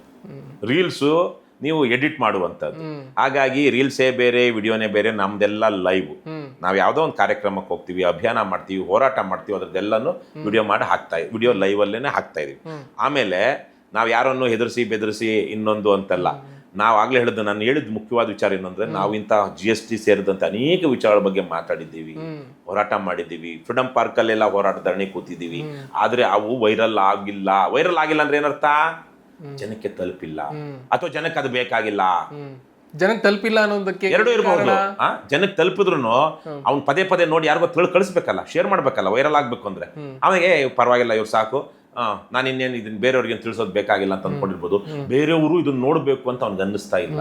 ಮತ್ತು ಅನೇಕ ವಿಚಾರಗಳು, ಗಂಭೀರವಾದ ವಿಚಾರಗಳನ್ನ ಜನರ ಪಬ್ಲಿಕ್ ಮೆಮರಿ ಶಾರ್ಟ್ ಅಂತ ಒಂದು ಮಾತಿದೆ. ಜನ ಆಮೇಲೆ ಇವತ್ತು ರೋಚಕ ಪ್ರಪಂಚ ಇದೆ. OTTಗಳಿದೆ, ಟಿವಿಗಳಿದೆ, ರೀಲ್ಸ್ ಇದೆ, ಸೋಷಿಯಲ್ ಮೀಡಿಯಾ ಇದೆ. ಜನಕ್ಕೆ ದಿವ್ಸಕ್ಕೊಂದೊಂದು ಏನೇನೋ ಬೇಕು. ಹಾಗಾಗಿ ಅವರಿಗೆ ಆ ಯಾವುದೋ ಒಂದು ಭಾವನೆಗಳನ್ನ ಉದ್ದೀಪಿಸುವಂಥದ್ದು ಬೇಕು. ತಲೆ ಬುದ್ಧಿಗೆ ಕೆಲಸ ಕೊಡುವಂಥದ್ದು ಬೇಕಾಗಿದೆ. ಯಾವುದೇ ಗಂಭೀರವಾದ ವಿಚಾರವನ್ನು ಈಗ ನಾನು ಅಷ್ಟೇ ಈಗ ನಿಮ್ಗೆ ಯಾವ್ದಾದ್ರು ಒಂದು ಪಾಯಿಂಟ್ಸ್ ಕೆಲವೊಂದು ಹೇಳ್ತಾ ಇದ್ರೆ ಆ ಕೆಲವೊಂದು ಪಾಯಿಂಟ್ಸ್ ಅಲ್ಲಿ ಜನಕ್ಕೆ ಅಟ್ರಾಕ್ಟ್ ಆಗುತ್ತೆ, ಆದ್ರೆ ಒಂದು ವಿಚಾರವನ್ನ ಗಂಭೀರವಾಗಿ ವಿಶ್ಲೇಷಣೆ ಮಾಡ್ತಾ ಇದ್ರೆ ನಿಮ್ಮ ಇದನ್ನು ನೋಡೋದಿಲ್ಲ ವಿಡಿಯೋ. ಹಾಗಾಗಿ ನಾವು ಎಷ್ಟು ಹೇಳೋದಲ್ವಾ ಗಂಭೀರವಾದ ವಿಚಾರ ಅಲ್ವಾ, ಆದ್ರೆ ಎಷ್ಟು ಜನಕ್ಕೆ ನಾವು GST ಬಗ್ಗೆ ಮಾತಾಡಿದ್ರೆ ಅದನ್ನ ನಾವು ಹೇಳಿದ್ದಾರೆ, ಅದನ್ನ ವೈರಲ್ ಮಾಡ್ತಾರೆ ಅಥವಾ ವಿಡಿಯೋ ಮಾಡ್ತಾರೆ, ಮಾಡೋದಿಲ್ಲ. ಹಾಗಾಗಿ ನಾವು ಮಾಡಿದ್ದೀವಿ, ನೀವು ಅನ್ನಬೇಡಿ ಅಂತ ನಾನು ಹೇಳ್ತಿರೋದು ಅಷ್ಟೇ. ನಾವು ಮಾಡಿಲ್ಲ ಆ ವಿಚಾರವಾಗಿ ನಮ್ದು ಹೋರಾಟ ಇಲ್ಲ ಅಂತಲ್ಲ, ನಾವು ಅಲ್ಲಿ ಹೋರಾಟ ಮಾಡೋದು. ಯಾರು ಬರ್ಬೇಕು ಹೋರಾಟಕ್ಕೆ, ಯಾರು ಬರ್ಬೇಕು? ಬಾಡಿಗೆ ಅವ್ರನ್ನ ಕರ್ಕೊಂಡ್ ಬರ್ಬೇಕಾ? ನಾವು ಬಾಡಿಗೆ ಗೂಂಡಾಗಳನ್ನ, ಬಾಡಿಗೆ ಬರುವಂತ ಕಾರ್ಯಕರ್ತರನ್ನ ಕರ್ಕೊಂಡು ಬರ್ಬೇಕಾ? ಇವಾಗ ನೋಡಿ, ನಾನು ಇವತ್ತು ಹೇಳ್ತೀನಿ, ಒಂದು ಜಸ್ಟ್ ಕೇಂದ್ರ ಸರ್ಕಾರದ ಒಂದು ವಿರುದ್ಧ ಅಂತೇಳಿ ಇವತ್ತು ಕಾಂಗ್ರೆಸ್ ಪಕ್ಷ ಒಂದು ಹೋರಾಟಕ್ಕೆ ಕರೆ ಕೊಡುತ್ತೆ. ಸ್ವಯಂ ಪ್ರೇರಿತವಾಗಿ ನೀವು ಬರಬೇಕು ಅಂತ ಹೇಳ್ಬಿಡುತ್ತೆ ಅನ್ಕೊಳ್ಳೋಣ. ಒಬ್ಬ ಕಾಂಗ್ರೆಸ್ ಅನ್ನು ಮೊಬಿಲೈಸ್ ಮಾಡ್ತೀರಾ, ಕೇವಲ ಟಿವಿನಲ್ಲೋ ಫೋನಲ್ಲೋ ಅಥವಾ ಇನ್ನೊಂದ್ರಲ್ಲೋ ವಾಟ್ಸ್ಆಪ್ ಅಲ್ಲ ಕಳ್ಸ್ಬಿಟ್ಟು ಬರ್ಲಿ, 200 ಜನ ಇರೋದಿಲ್ಲ ಫ್ರೀಡಮ್ ಪಾರ್ಕ್ ಅಲ್ಲಿ, 200 ಜನ ಇರೋದಿಲ್ಲ. ಕಾಂಗ್ರೆಸ್ನವರು, ಬಿಜೆಪಿಯವರು, JDS ಅವರು ಅಥವಾ ಬೇರೆ ಬೇರೆ ತರದ ಕೆಲವು ಸಂಘಟನೆಗಳು ಸಹ ನೀವು ಅಲ್ಲಿ ಹೋಗಿ ನೋಡಿದ್ರೆ ಗೊತ್ತಾಗುತ್ತೆ, ಪೇಮೆಂಟ್ ಆಗಿರುವಂತಹ ವ್ಯಕ್ತಿಗಳು ಇಲ್ಲಿ ಕೂತಿದ್ದಾರೆ ಅಂತ. 200 ರೂಪಾಯಿ, 300 ರೂಪಾಯಿ, 500 ರೂಪಾಯಿ ಕೊಟ್ಟು ಬೆಂಗಳೂರಿನ ಕೆಲವು ಬಿಡಿ, ಅವ್ರು ಬೇಡ ಅಂತ ಹೇಳ್ತಾ ಇರೋದು. ಈಗ KRS ಪಾರ್ಟಿ ಅಲ್ಲಿ ಜನರಿಗೆ ತಿಳಿಸಬೇಕಾಗಿರೋ ವಿಷಯ ತಿಳಿಸ್ಲಿಲ್ಲ, ಅದೇ ಕಾರಣಕ್ಕೋಸ್ಕರ ಜನ ನಿಮ್ಮನ್ನ ಹೇಳ್ತಿರೋದನ್ನ ಉಲ್ಟಾ ಅರ್ಥ ಮಾಡ್ಕೊಳ್ತಾ ಇದ್ದಾರೆ. ಹೇಳ್ತಾ ಇರೋದು ಹೋರಾಟಕ್ಕೆ ಯಾರು ಬರ್ಬೇಕು? ಹೋರಾಟಕ್ಕೆ ಜನನೇ ಬರ್ಬೇಕು. ಜನರು ಬರ್ಬೇಕಲ್ವಾ? ಜನ ಬರ್ತಿದಾರಾ? ಜನ ಬರ್ತಾ ಇದಾರಾ? ಇವತ್ತು ಬಿಡದಿನಲ್ಲಿ ಕುತ್ತಿಗೆಗೆ ಬಂದಿರೋದ್ರಿಂದ ಒಂದಷ್ಟು ಜನ ಬಂದಿದ್ದಾರೆ.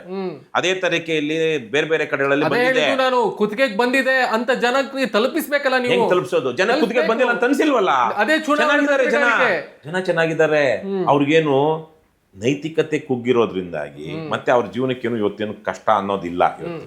ಹಾಗಾಗಿ ಜನಕ್ಕೆ ಏನ್ ಬೇಕು ಅನ್ನೋದು ಗೊತ್ತಾಗ್ತಾ ಇಲ್ಲ. ನಾವು ಹೋರಾಟ ಅನ್ನೋದು ಯಾವಾಗ, ಏನ್ ವಿಚಾರಕ್ಕೆ ಹೋರಾಟ ಆಗುತ್ತೆ? ಯಾವುದೋ ಒಂದು ಅನ್ಯಾಯದ ವಿರುದ್ಧ ಅಥವಾ ಯಾವುದೋ ಒಂದು ಹಕ್ಕಿನ ಪರವಾಗಿ ಅಲ್ವಾ? ನಮ್ಗೆ ಅನ್ಯಾಯನೇ ಆಗಿಲ್ಲ ಅಂತ ಜನದ ಭಾವನೆ ಇರುವಾಗ ನೀವು ಹೋಗಿ ಹೋಗಿ ಹೋಗಿ ಕೊಡೋದ್ ಮುಂದೆ ಕಿಂದಿ ಬಾರಿಸ್ದಂಗ ಆಗ್ತಾ ಇದೆ. ಇವತ್ತು ಅದನ್ನ ತಿಳಿಸ್ಬೇಕು ಅಂತ, ನಿಮ್ಗೆ ಇದು ಅನ್ಯಾಯ ಆಗ್ತಾ ಇದೆ, ಇಲ್ಲೇನೋ ತಪ್ಪಾಗ್ತಾ ಇದೆ, ಇಲ್ಲಿ ಭ್ರಷ್ಟಾಚಾರ ಆಗ್ತಿದೆ ಅನ್ನೋದನ್ನ ತಿಳಿಸ್ಬೇಕಲ್ಲ ನೀವು. ಜನರು ಇವತ್ತು ಅಜ್ಞಾನಿಗಳಲ್ಲ, ಎಲ್ಲರಿಗೂ ಮಾಹಿತಿ ಇದೆ, ಜ್ಞಾನ ಇದೆ, ವಿವೇಕ ಇಲ್ಲ. ಅರ್ಥ ಮಾಡ್ಕೊಳ್ಳಿ, ವಿಸ್ಡಮ್ ಅಂಡ್ ನಾಲೆಡ್ಜ್ ಇವತ್ತು ನಿಮಗೂ ನಮಗೂ ಪ್ರತಿಯೊಬ್ಬ ಸೋಷಿಯಲ್ ಮೀಡಿಯಾನ ಬಳಸುವಂತವನ್ಗು ನಿಮ್ಗೆ ಯಾವ್ದೋ ಒಂದು ಬೇಕಾ, ಇವತ್ತು ನಾಲೆಡ್ಜ್ ಸಿಗುತ್ತೆ ಪಟ್ ಅಂತ. ಗೂಗಲ್ ಇದು ಚಾಟ್ GPTಗಳಿದೆ, AI ಗೂಗಲ್ ಇದೆ, ಮಾಹಿತಿ ಇದೆ, ಜನಕ್ಕೆ ಗೊತ್ತಿದೆ ಏನ್ ಕೆಟ್ಟದ್ದು ಏನ್ ತಪ್ಪು ಅಂತ ಗೊತ್ತಿದೆ. ಸಿಗರೇಟ್ ಸೇದೋದು ತಪ್ಪು ಅಂತ ಗೊತ್ತಿಲ್ವಾ ಜನಕ್ಕೆ? ಅಂದ್ರೆ ಆರೋಗ್ಯ ಕೆಡುತ್ತೆ ಅಂತ ಗೊತ್ತಿಲ್ವಾ? ಕುಡಿಯೋದ್ರಿಂದ ಆರೋಗ್ಯ ಕೆಡುತ್ತೆ ಅಂತ ಗೊತ್ತಿಲ್ವಾ? ಆದ್ರೂ ಜನ ಯಾಕೆ ಮಾಡ್ತಿದ್ದಾರೆ? ವಿವೇಕ ಇಲ್ಲ. ಅದಕ್ಕೊಂದು ನಿರ್ಧಾರ ಮಾಡ್ಬೇಕು. ನಾನು ಈ ಕೆಲಸ ಮಾಡಲ್ಲ ಅಂತ ನಿರ್ಧಾರ ಮಾಡ್ಬೇಕು. ಒಂದು ಹೋರಾಟಕ್ಕೆ ಹೋಗ್ಬೇಕು ಅಂದ್ರೆ ನಾನು ಹೋಗ್ಬೇಕು ಅಂತ ಬರ್ಬೇಕು, ಅದು ಬರ್ತಾ ಇಲ್ಲ ಜನಕ್ಕೆ. ತಮಗೆ ಆಗಿರುವಂತ ಇದೊಂದು ಸ್ಟಾಕ್ಹೋಮ್ ಸಿಂಡ್ರೋಮ್ ಅಂತ ಒಂದು ಗೊತ್ತಿರಬಹುದು. ಏನು, ಯಾರಾದ್ರೂ ಕಿಡ್ನಾಪ್ ಮಾಡ್ಕೊಂಡು ಹೋಗಿ ಅವ್ನು ಇಟ್ಕೊಂಡಿದ್ರೆ ಅವಳನ್ನ ಒಂದಷ್ಟು ದಿವಸ ಆದ್ಮೇಲೆ ಕಿಡ್ನಾಪರ್ ಪರವಾಗಿಯೇ ಅವರು ಯಾರು ಕಿಡ್ನಾಪ್ ಆಗಿರ್ತಾರೋ ಅವ್ರ ಪರವಾಗಿಯೇ ಮಾತಾಡೋದಕ್ಕೆ ಶುರು ಮಾಡ್ಬಿಡ್ತಾರೆ. ಇದಕ್ಕೆ ಸ್ಟಾಕ್ಹೋಮ್ ಅಲ್ಲಿ ಅದು ನಡೆದ ಘಟನೆ ಆಗಿರೋದ್ರಿಂದ ಮನಃಶಾಸ್ತ್ರಜ್ಞರು ಅದಕ್ಕೆ ಸ್ಟಾಕ್ಹೋಮ್ ಸಿಂಡ್ರೋಮ್ ಅಂತ ಹೆಸರಿಟ್ಟಿದ್ದಾರೆ. ಹಾಗಾಗಿ ಇವತ್ತು ಯಾರು ಶೋಷಕರಿದಾರೋ ಶೋಷಕರ ಪರವಾಗಿಯೇ ಶೋಷಿತರು ನಿಲ್ಲುವಂತಹ ಸಂದರ್ಭ ಇದು ಕಾಲದ ಸಮಸ್ಯೆ. ಇವತ್ತು ನಮ್ಮ ನ್ಯಾಯ ನೀತಿ ಧರ್ಮ ಕೆಡ್ತಾ ಇರೋದಕ್ಕೆ ಕಾರಣ ಏನು ಗೊತ್ತಾ?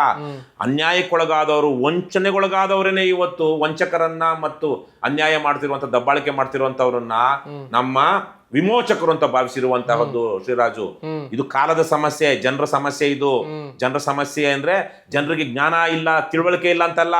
ತಿಳುವಳಿಕೆ ಇದ್ರೂ ಇವತ್ತು ನನಗ್ ಗೊತ್ತಿಲ್ಲ ನಿಮ್ಗೆ ಯಾವ್ದು ಅಭ್ಯಾಸ ಇದೆಯೋ? ನನ್ಗೆ ಯಾವ್ದು ಇಲ್ಲ. Very good. ಯಾಕಿದೆ? ನಿಮ್ಗೊಂದು ವಿವೇಕ ಇದೆ. ಆದ್ರೆ ಇವತ್ತು ನಿಮ್ಗೆ ಅಕ್ಕಪಕ್ಕ ಸ್ನೇಹಿತರು, ನೆಂಟರು ಯಾರೋ ಕೇಳಿ ಸಿಗರೇಟ್ ಸೇರ್ತಿರೋನ್ಗೋ, ಮದ್ಯ ಸೇವಿಸ್ತಿರೋನ್ಗೋ, ಯಾವ್ದೋ ಲಂಪಟ್ನಾಗಿರೋನ್ಗೋ ಇದು ತಪ್ಪಪ್ಪ ಅಂದ್ರೆ ಹೌದು ತಪ್ಪು ನನಗೂ ಗೊತ್ತು, ಆದ್ರೆ ಬಿಡಕ್ಕಾಗಲ್ಲ ಅಂತಾರೋ ಇಲ್ವಾ? ಯಾಕೆ ಬಿಡೋದಿಕ್ಕಾಗೋದಿಲ್ಲ? ಅವನ್ಗೆ ಅದನ್ನ ಮೀರುವಂತಹ ದೌರ್ಬಲ್ಯವನ್ನ ಮೀರುವಂತ ಶಕ್ತಿಯನ್ನು ಅವನು ಸಂಪಾದಿಸ್ಕೊಂಡಿಲ್ಲ. ಇವತ್ತು ಜನ ನಮ್ಮ ರಾಜ್ಯದಲ್ಲಿ, ದೇಶದಲ್ಲಿ ಈ ತರದ ದೌರ್ಬಲ್ಯಕ್ಕೊಳಗಾಗಿದ್ದಾರೆ. ಅವ್ರಿಗೆ ನೀವು ಹೇಳ್ದಾಗೆ ಹೇಳ್ತಾ ಇದ್ರಲ್ಲ, ತಿಳಿಸಿ ಅಂದ್ರೆ ನಮ್ಮ ಅಹಂಕಾರ ಗೊತ್ತಿದೆ ಜನಕ್ಕೆ. ಎರಡು ಕಾರಣ ಇರ್ಬೋದು. ಅವ್ರು ಆ ವಿವೇಕವನ್ನ ತೋರಿಸ್ತಾ ಇರೋದಕ್ಕೆ ಯಾರ ಮೇಲೇನೋ ಅವ್ರ ನಂಬಿಕೆ ಬರದೇ ಇರೋದಿರ್ಬಹುದು. KRS ಪಕ್ಷ ನಮ್ಮೇಲೂ ಸೇರಿದಂತೆ. ಯಾಕಂದ್ರೆ ಇದೇ ತಾರೀಕಿಂದ ಅನೇಕ ಜನ ಹೇಳಿದಾರಲ್ಲ. ಆಮೇಲೆ ಜನನು ಎಷ್ಟೋ ಸಂದರ್ಭಕ್ಕೆ ಅವ್ರ ಮೂಗಿನೇರಕ್ಕೆ ವರ್ತನೆ ಮಾಡ್ಬೇಕು ಅಂತ ಬಯಸ್ತಾರೆ. ಅವ್ನು ನಮ್ಮ ಜಾತಿಯವನಲ್ಲ ಅಂತಲೋ ಅಥವಾ ಇನ್ನೊಂದಂತಲೋ. ಈಗ ಎಷ್ಟೋ ಕಡೆಗಳಲ್ಲಿ ನಾನು ನೋಡಿದೀನಿ, ಸುಮ್ಮನೆ ನನಗೆ ಗೊತ್ತಿಲ್ಲ, ನಾನು ನಿಮ್ ಜಾತಿನೂ ಕೇಳೋದಿಲ್ಲ, ಯಾವ್ದೋ ಒಂದು ಒಬ್ಬ ವ್ಯಕ್ತಿನ ಅವ್ನ ಜೊತೆ ಮಾತಾಡ್ತಿರುವಾಗ ಯಾವ್ದೋ ಒಬ್ಬ ಭ್ರಷ್ಟ ರಾಜಕಾರಣಿಯನ್ನ ನಾನು ಬೈತಾ ಇದ್ದೀನಿ, ಅವನ ಅಂತ ಭ್ರಷ್ಟ, ಇಂಥ ನೀಚ, ಹಿಂಗ್ ಮಾಡ್ದ, ಇವ್ನು ಹಂಗಾಗ್ಬೇಕಾಗಿತ್ತು ಅಂತೆಲ್ಲ. ಹೌದು ಸರ್ ನೀವು ಕರೆಕ್ಟು ಸರ್ ಅಂತ ಇರ್ತಾನೆ. ಆದ್ರೆ ನನಗೆ ಗೊತ್ತಿಲ್ಲದ ಇನ್ನೊಬ್ಬ ರಾಜಕಾರಣಿನ ಬಯಕ್ ಶುರು ಮಾಡ್ಬಿಡ್ತೀನಿ. ಅವಾಗ ತಕ್ಷಣ ಇವನು ಏನ್ ಹೇಳ್ತಾನೆ ಗೊತ್ತಾ, ಏನ್ ಸರ್ ಅವ್ನು ಮಾತ್ರನಾ ಸರ್, ಬೇರೆಯವರೆಲ್ಲ ಇಲ್ವಾ ಸರ್?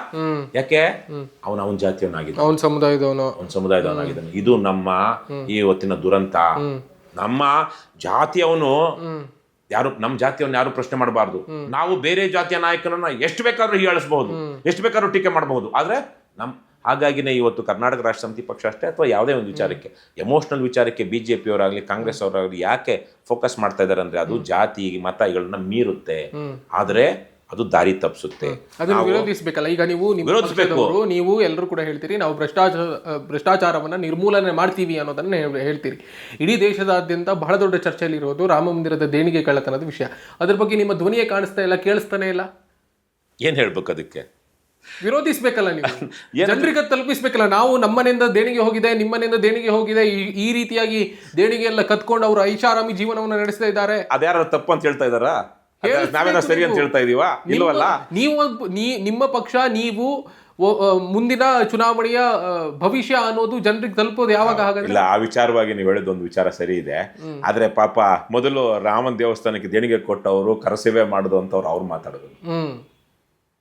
ಮಿಕ್ಕವ್ರಿಗಿಂತ ಕರಸೇವೆ ಮಾಡಿ ಯಾರ್ಯಾರ ಕುಟುಂಬಗಳಲ್ಲಿ ಪ್ರಾಣ ಕಳ್ಕೊಂಡ್ರು, ಯಾರ್ಯಾರೆಲ್ಲ ಇಟ್ಟಿಗೆಗೆ ಕಳಿಸಿದ್ರು, ಯಾರ್ಯಾರೆಲ್ಲ ಹೋಗಿ ಬೇರೆ ರೀತಿಲಿ ದೇಣಿಗೆ ಕೊಟ್ರು, ಮೊದ್ಲು ಅವ್ರು ಕೇಳ್ಬೇಕಲ್ವಾ?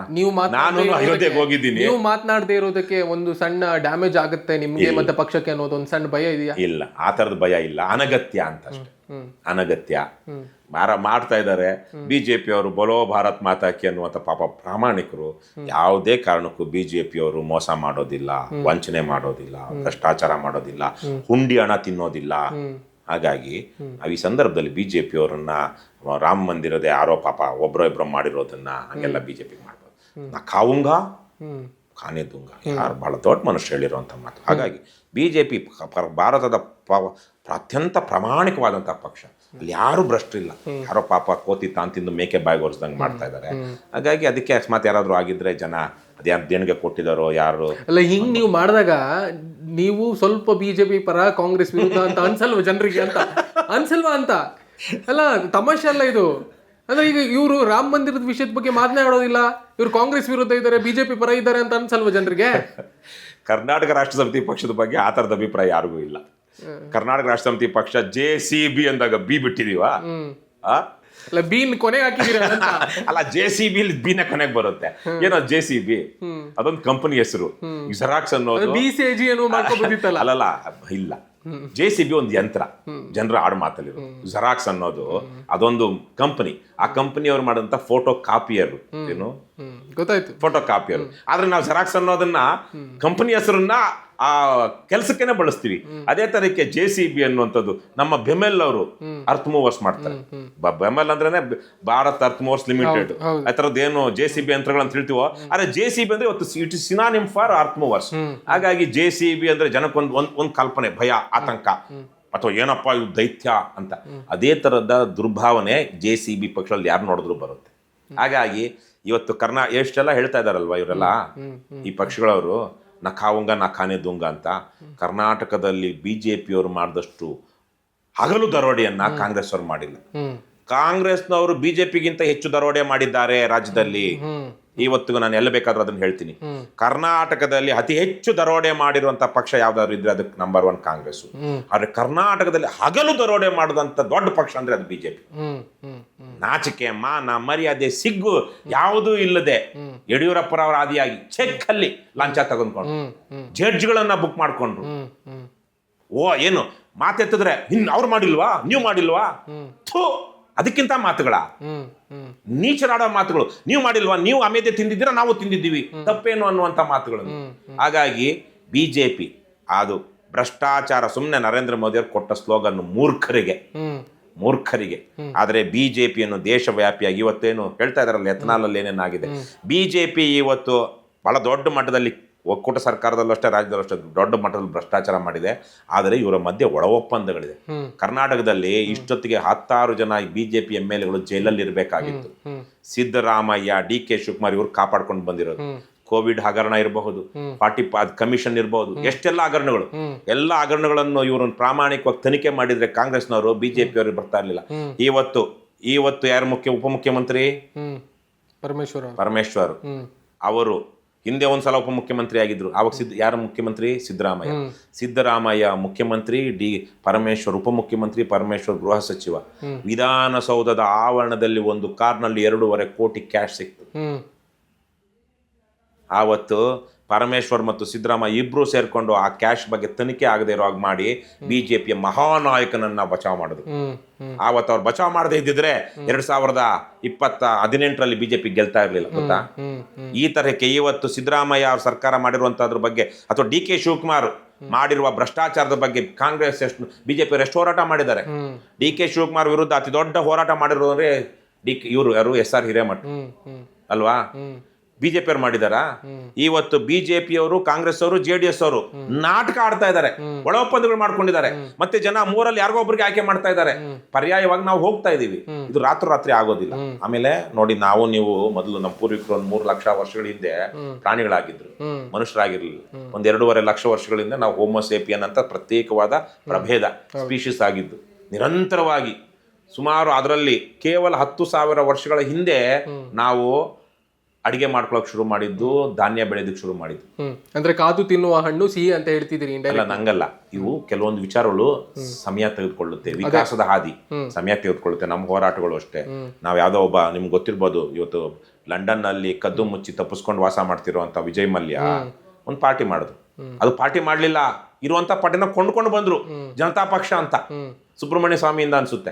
ಕೊಂಡ್ಕೊಂಡು ಬಂದು ಅದೇ ಟೈಮಲ್ಲಿ ಲಂಡನ್ ನಲ್ಲಿ ಒಂದು ಕತ್ತಿ ಇತ್ತು, ಸ್ವರ್ಡ್ ಆಫ್ ಟಿಪ್ಪು ಸುಲ್ತಾನ್ ಖಡ್ಗ ಅಂತ, ಅದನ್ನು ಕೊಂಡ್ಕೊಂಡು ಬಂದ್ರು. ಆ ಖಡ್ಗನ ಇಟ್ಕೊಂಡು ರಾಜ್ಯ ಎಲ್ಲ ಪ್ರಚಾರ ಮಾಡಿದ್ರು. ಟಿಪ್ಪು ಸುಲ್ತಾನ್ ಖಡ್ಗ ಇಟ್ಕೊಂಡು ವಿಜಯ್ ಮಲ್ಯ. ಈ ತರಹದ ಚೇಷ್ಟೆಗಳು ರಾಜಕಾರಣಿಗಳು ಇವತ್ತು ಮಾಡ್ತಾ ಇರುವಂತದ್ದು.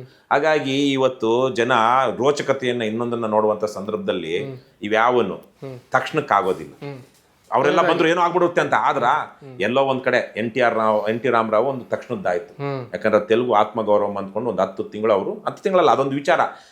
ರಾಜೀವ್ ಗಾಂಧಿ ಅವರು ಹೋಗಿ ಆಂಧ್ರದ ಮುಖ್ಯಮಂತ್ರಿಯನ್ನ ಹೀನಾಯವಾಗಿ ಏರ್ಪೋರ್ಟ್ ಅಲ್ಲಿ ಅವಮಾನ ಮಾಡಿ ಇಳಿಸ್ತಾರೆ. ಆವಾಗ ಅದೇ ಸಮಯದಲ್ಲಿ ರಾಜಕಾರಣದ ಬಗ್ಗೆ ಆಸಕ್ತಿ ಇದ್ದಂತಹ ಮತ್ತೆ ರಾಜಕೀಯ ಪ್ರವೇಶದ ಬಗ್ಗೆನೇ ಗುರಿ ಇಟ್ಕೊಂಡು ಕೆಲಸ ಮಾಡ್ತಿದ್ದಂತ NTR ಅದನ್ನ ಬಳಸ್ಕೊಂಡು ತೆಲುಗು ಆತ್ಮಗೌರವಂ ಅಂತ ಒಂದು ಹೋರಾಟ ರೂಪಿಸ್ತಾರೆ. 9 ತಿಂಗಳಲ್ಲಿ ಬಂದ್ಬಿಡ್ತಾರೆ. ಇಲ್ಲಿ ಮಹಾಂತಿ ಅಂತ, ಪ್ರಣವ್ ಮಹಾಂತಿ, ಎಲ್ಲಿ ಅಸ್ಸಾಮಲ್ಲಿ ಇದ್ರ ಹೋರಾಟ, ಅದು ಸ್ಟೂಡೆಂಟ್ಸ್ ಯೂನಿಯನ್, ಅದು ಅಸ್ಸಾಂ ಗಣ ಪರಿಷತ್ ಅಂತ ಆಗುತ್ತೆ. ಆಮ್ ಆದ್ಮಿ ಪಾರ್ಟಿ ಯಾವ್ದ್ರಿಂದ? ಇಂಡಿಯಾ ಅಗೇನ್ಸ್ಟ್ ಕರಪ್ಷನ್, ಅದ್ರ ಆಫ್ ಶೂಟ್ ಅದು. ಆದ್ರೆ ಇವ್ರು ಯಾರು ಇಲ್ಲ ಅಂದಿದ್ದ ಬರೋದಿಕ್ಕೆ ಆಗ್ತಾ ಇರ್ಲಿ. ವಿಜಯ್ ಅವರು ಪಾಪ 1-2 ವರ್ಷ ಕೆಲಸ ಮಾಡಿದ್ರು, ಅಲ್ಲೇನೋ ಬೇರೆ ಕಾರಣದಿಂದ ಜನ ನಂಬುದ್ರು. ಆದ್ರೆ ಅವೆಲ್ಲ ಇಲ್ಲದಂತ ಸಂದರ್ಭದಲ್ಲಿ ನಾವು ಪ್ರವಾಹದ ವಿರುದ್ಧ ನಾವು ಇತ್ತಿದ್ದೀವಲ್ಲ, ಬಹಳ ದೊಡ್ಡ ಕೆಲಸ ನಾವು ಮಾಡ್ತಾ ಇರೋದು. ನಮಗೆ ಯಾವುದು ಹಣ ತಂದು ಕೊಟ್ಟು ಯಾರು ರಾಜಕಾರಣ ಮಾಡಿ ಅಂತ ಹೇಳ್ತಾ ಇಲ್ಲ, ನಾವು ಮಾಡೋದು ಇಲ್ಲ. ಅಥವಾ ನೀವು ಜಾತಿನ ಯಾವ್ದಾದ್ರು ನಮ್ಮಲ್ಲಿ ಒಂದಷ್ಟು ಜನ ಇದ್ದಾರೆ, ನಾವು ಬೇಕಾದ್ರೆ ಲೀಡರ್ ಅನ್ಬೋದು. ಆದ್ರೆ ಇವತ್ತು ಇನ್ನೊಂದು ಸಮಸ್ಯೆ ಇದೆ, ಜಾತಿ ಇಲ್ಲ. ಆ ಜಾತಿಯಲ್ಲಿಲ್ವ ಪರಮ ನೀಚ ಅಯೋಗ್ಯ ಅಧಮನೇ ಇವತ್ತು ಜಾತಿ ಲೀಡರ್. ಯಾವ್ದೇ ಲೀಡರ್ ತಗೊಳ್ಳಿ ನೀವು, ಅವ್ನ ಲೀಡರ್ ಅಂತಾನಲ್ವಾ, ಅವನು ಮತ್ತೆ ಅವರ ಕುಟುಂಬ ಇವತ್ತು ನೀಚ ಕೆಲಸದಲ್ಲಿ ತೊಡಗಿದ್ದಾರೆ, ಭ್ರಷ್ಟಾಚಾರದಲ್ಲಿ ತೊಡಗಿದ್ದಾರೆ. ದುಡ್ಡಿರೋನು ಮಾತ್ರ ಇವತ್ತು ನಮ್ಮ ಜಾತಿ ಲೀಡರ್. ದುಡ್ಡು ಇಲ್ಲದೆ ಇರೋನು ನಮ್ಗೆ ಅವ್ನ ಹೆಮ್ಮೆನೇ ಅಲ್ಲ. ನ್ಯಾಯ ಹಿಂದೆ ಎಲ್ಲ IAS ಆಫೀಸರ್ಗಳಾಗಿದ್ದಂಥವ್ರು, ಸಮಾಜಮುಖಿ ಕೆಲಸ ಮಾಡ್ತಿದ್ದಂಥವ್ರು, ದಾನ ಧರ್ಮ ಮಾಡ್ತಿದ್ದಂಥವ್ರನ್ನ ಅವರನ್ನ ಜಾತಿ ಸಂಘಗಳ ಅಧ್ಯಕ್ಷರನ್ನಾಗಿ ಮಾಡ್ತಾ ಇದ್ರು. ಇವತ್ತು ಜಾತಿ ಸಂಘಗಳು ಹೆಂಗೆ ಅಧ್ಯಕ್ಷರಾಗ್ತಿದ್ದಾರೆ ಗೊತ್ತಾ? ಕೋಟ್ಯಾಂತರ ರೂಪಾಯಿ ಇಟ್ಕೊಂಡು ಚೆಲ್ಲಿ ಅವನೊಂದಷ್ಟು ಜನ ಡೈರೆಕ್ಟರ್ನ ಗೆಲ್ಲಿಸ್ಕೊಂಡು ಬಂದು ಅವನು ಜಾತಿ ಸಂಘದ ಲೀಡರ್ ಆಗ್ತಾ ಇದ್ದಾನೆ. ಜಾತಿ ಇವತ್ತು ನಮ್ಮ ಜಾತಿಯವನು ಅನ್ನೋದಕ್ಕೆ ಜನಕ್ಕೆ ಯಾವ ಭಾವನೆ ಗೊತ್ತಾ? ಅವ್ನು ಶ್ರೀಮಂತ ಆಗಿದ್ರೆ, ಅವ್ನ ಅಧಿಕಾರಸ್ಥ ಆಗಿದ್ರೆ ಮಾತ್ರ ಅವ್ನು ನಮ್ಮ ಜಾತಿಯವನು, ಅವ್ನು ನಮ್ಮ ಜಾತಿ ಲೀಡರ್. ಅದೇ ನಮ್ಮ ಅಕ್ಕಪಕ್ಕದಲ್ಲಿ ಪ್ರಾಮಾಣಿಕವಾಗಿದ್ಕೊಂಡು ಯಾವುದೋ ಒಂದು ಕಲೆನೋ ಇನ್ನೊಂದು ಯಾವುದೋ ವಿಚಾರನೋ ಅಥವಾ ಸಾಹಿತಿನೋ ವಿಜ್ಞಾನಿನೋ ಆಗಿದ್ರೆ ಅವ್ನು ನಮ್ಮ ಜಾತಿಗೆ ಗೌರವ ತರುವಂತ ವ್ಯಕ್ತಿನೇ ಅಲ್ಲ. ಇಂಥ ವ್ಯವಸ್ಥೆ ಇಲ್ಲಿರೋದು ನಾವು. ಅದಕ್ಕೆ ನಾನು ಹೇಳ್ತಾ ಇದ್ನಲ್ವಾ, ಇವತ್ತು ಕಾಲ ಕೆಟ್ಟಿದೆ. ಕೆಟ್ಟಿರುವಂತ ಕಾಲದಲ್ಲಿ ನಾವು ಒಂದು ಮೌಲ್ಯಗಳಿಗಾಗಿ ಹೋರಾಟ ಮಾಡ್ತಾ ಇದ್ದೀವಿ. ಪ್ರಜಾಪ್ರಭುತ್ವದ ಮೌಲ್ಯಗಳು, ಸಾರ್ವಕಾಲಿಕ ಮೌಲ್ಯಗಳು, ಮಾನವೀಯತೆ, ಇದನ್ನ ಇಟ್ಕೊಂಡು ಹೋರಾಟ ಮಾಡ್ತಿದ್ಯಲ್ವಾ. ನಮಗೆ ಬಸವಣ್ಣನೊಂದು ವಚನ ಹೇಳ್ತೀನಿ, ಕಾಲಲ್ಲಿ ಕಟ್ಟಿದ ಗುಂಡು, ಕೊರಳಲ್ಲಿ ಕಟ್ಟಿದ ಬೆಂಡು, ಗುಂಡು ತೇಲಲಿಯದು, ಬೆಂಡು ಮುಳುಗಲಿಯದು. ಇಂತಹ ಸಂದರ್ಭದಲ್ಲಿ ಅವಾಗ ಬಸವಣ್ಣ ಹೇಳ್ತಾ, ಇಂತಿಪ್ಪ ಸಂಸಾರ ಶರದಿಯ ದಾಂಟಿಸೋ ಕಾಲ ಅಂತಕನೇ ಕೂಡಲ ಸಂಗಮ ದೇವ ಅಂತ ಕೇಳ್ತಾರೆ. ಅಂದ್ರೆ ಈ ತರಹದ ಒಂದು ಸಮಸ್ಯೆಗಳ ಸುಳಿಯಲ್ಲಿ ಸಿಕ್ಕುಗಳಲ್ಲಿ ನಾವು ಸಿಕ್ಕಾಕೊಂಡಿದ್ದೀವಿ. ಇಂಥ ಸಂದರ್ಭದಲ್ಲಿ ನಾವು ಬದುಕೋದಿಕ್ಕೆ KRS ಪಾರ್ಟಿ ಮಾಡಿದ್ದೀವಿ. ನಮ್ಗೆ ಯಾವುದೇ ಒಂದು ಚಳುವಳಿಯ ಇದೇನಂತಾರೆ ಅದು ಟೇಲ್ ವಿಂಡ್ ಇಲ್ಲ, ಅಥವಾ ಜಾತಿ ಹಣದ್ದು ಇನ್ಯಾವುದೋ ಥರದ ಯುಫೋರಿಯಾ ಕ್ರಿಯೇಟ್ ಆಗಿಲ್ಲ.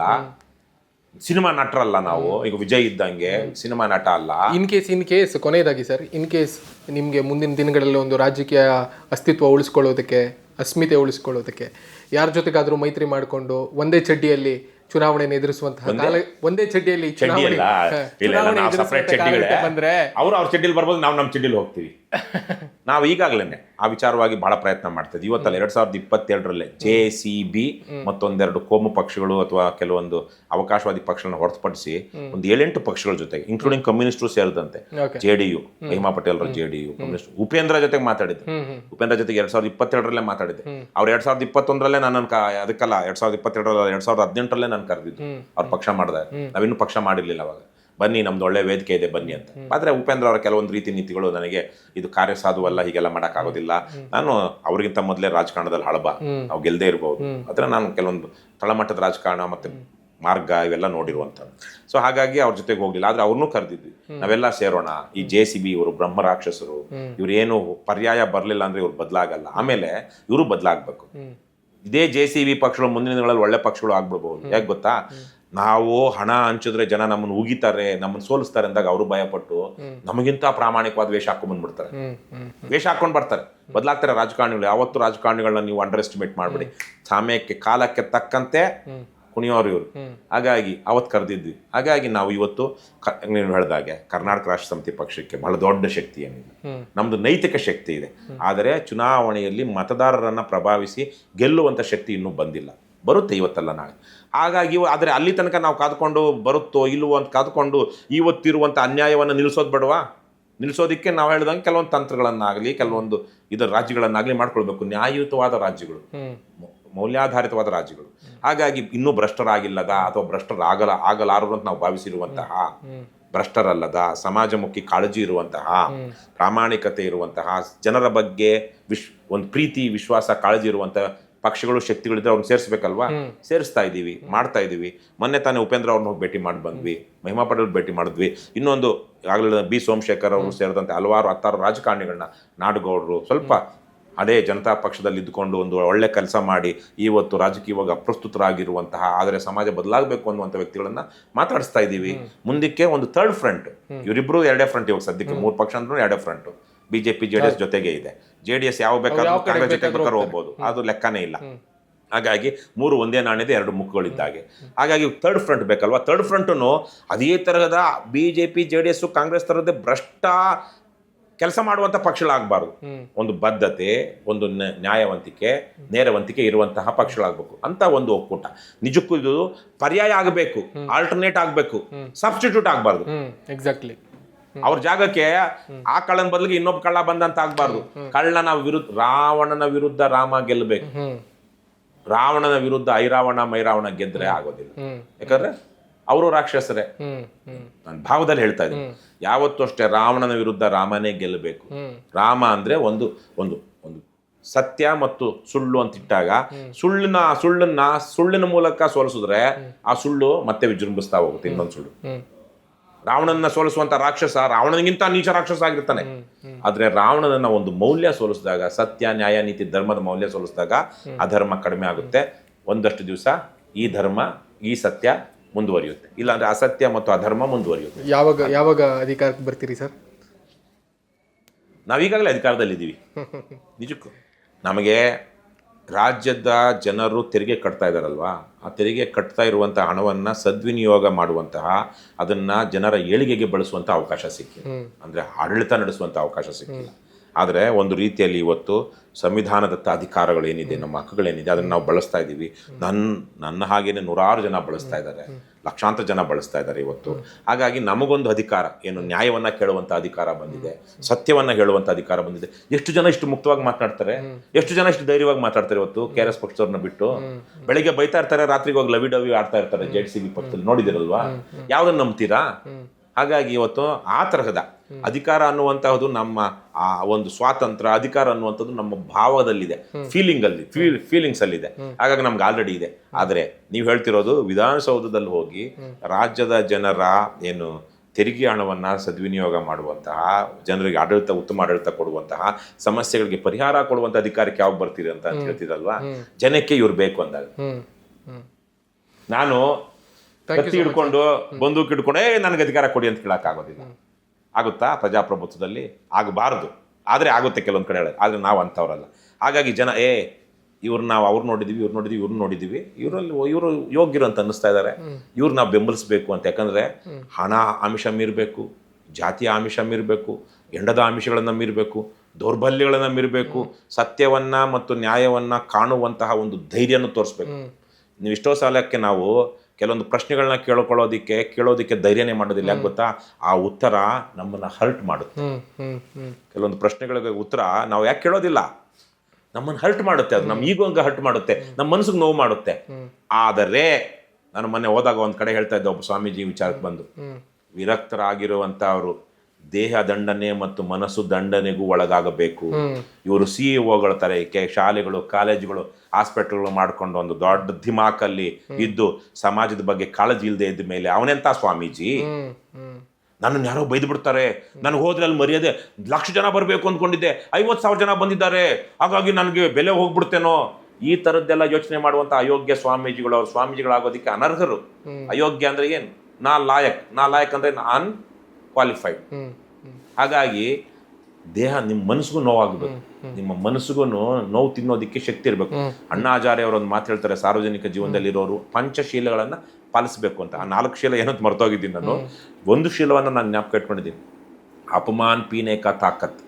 ನಿಮಗೆ ಸಾರ್ವಜನಿಕ ಜೀವನದಲ್ಲಿ, ರಾಜಕಾರಣದಲ್ಲಿ, ಸಮಾಜದ ಕೆಲಸ ಮಾಡ್ತಿರುವಾಗ ಎದುರಾಗುವಂತ ಸೋಲುಗಳನ್ನು ಮತ್ತು ಅಪಮಾನಗಳನ್ನು ನುಂಗಿಕೊಳ್ಳುವ ಶಕ್ತಿ ಇರಬೇಕು ನಿಮಗೆ ಅಂತ.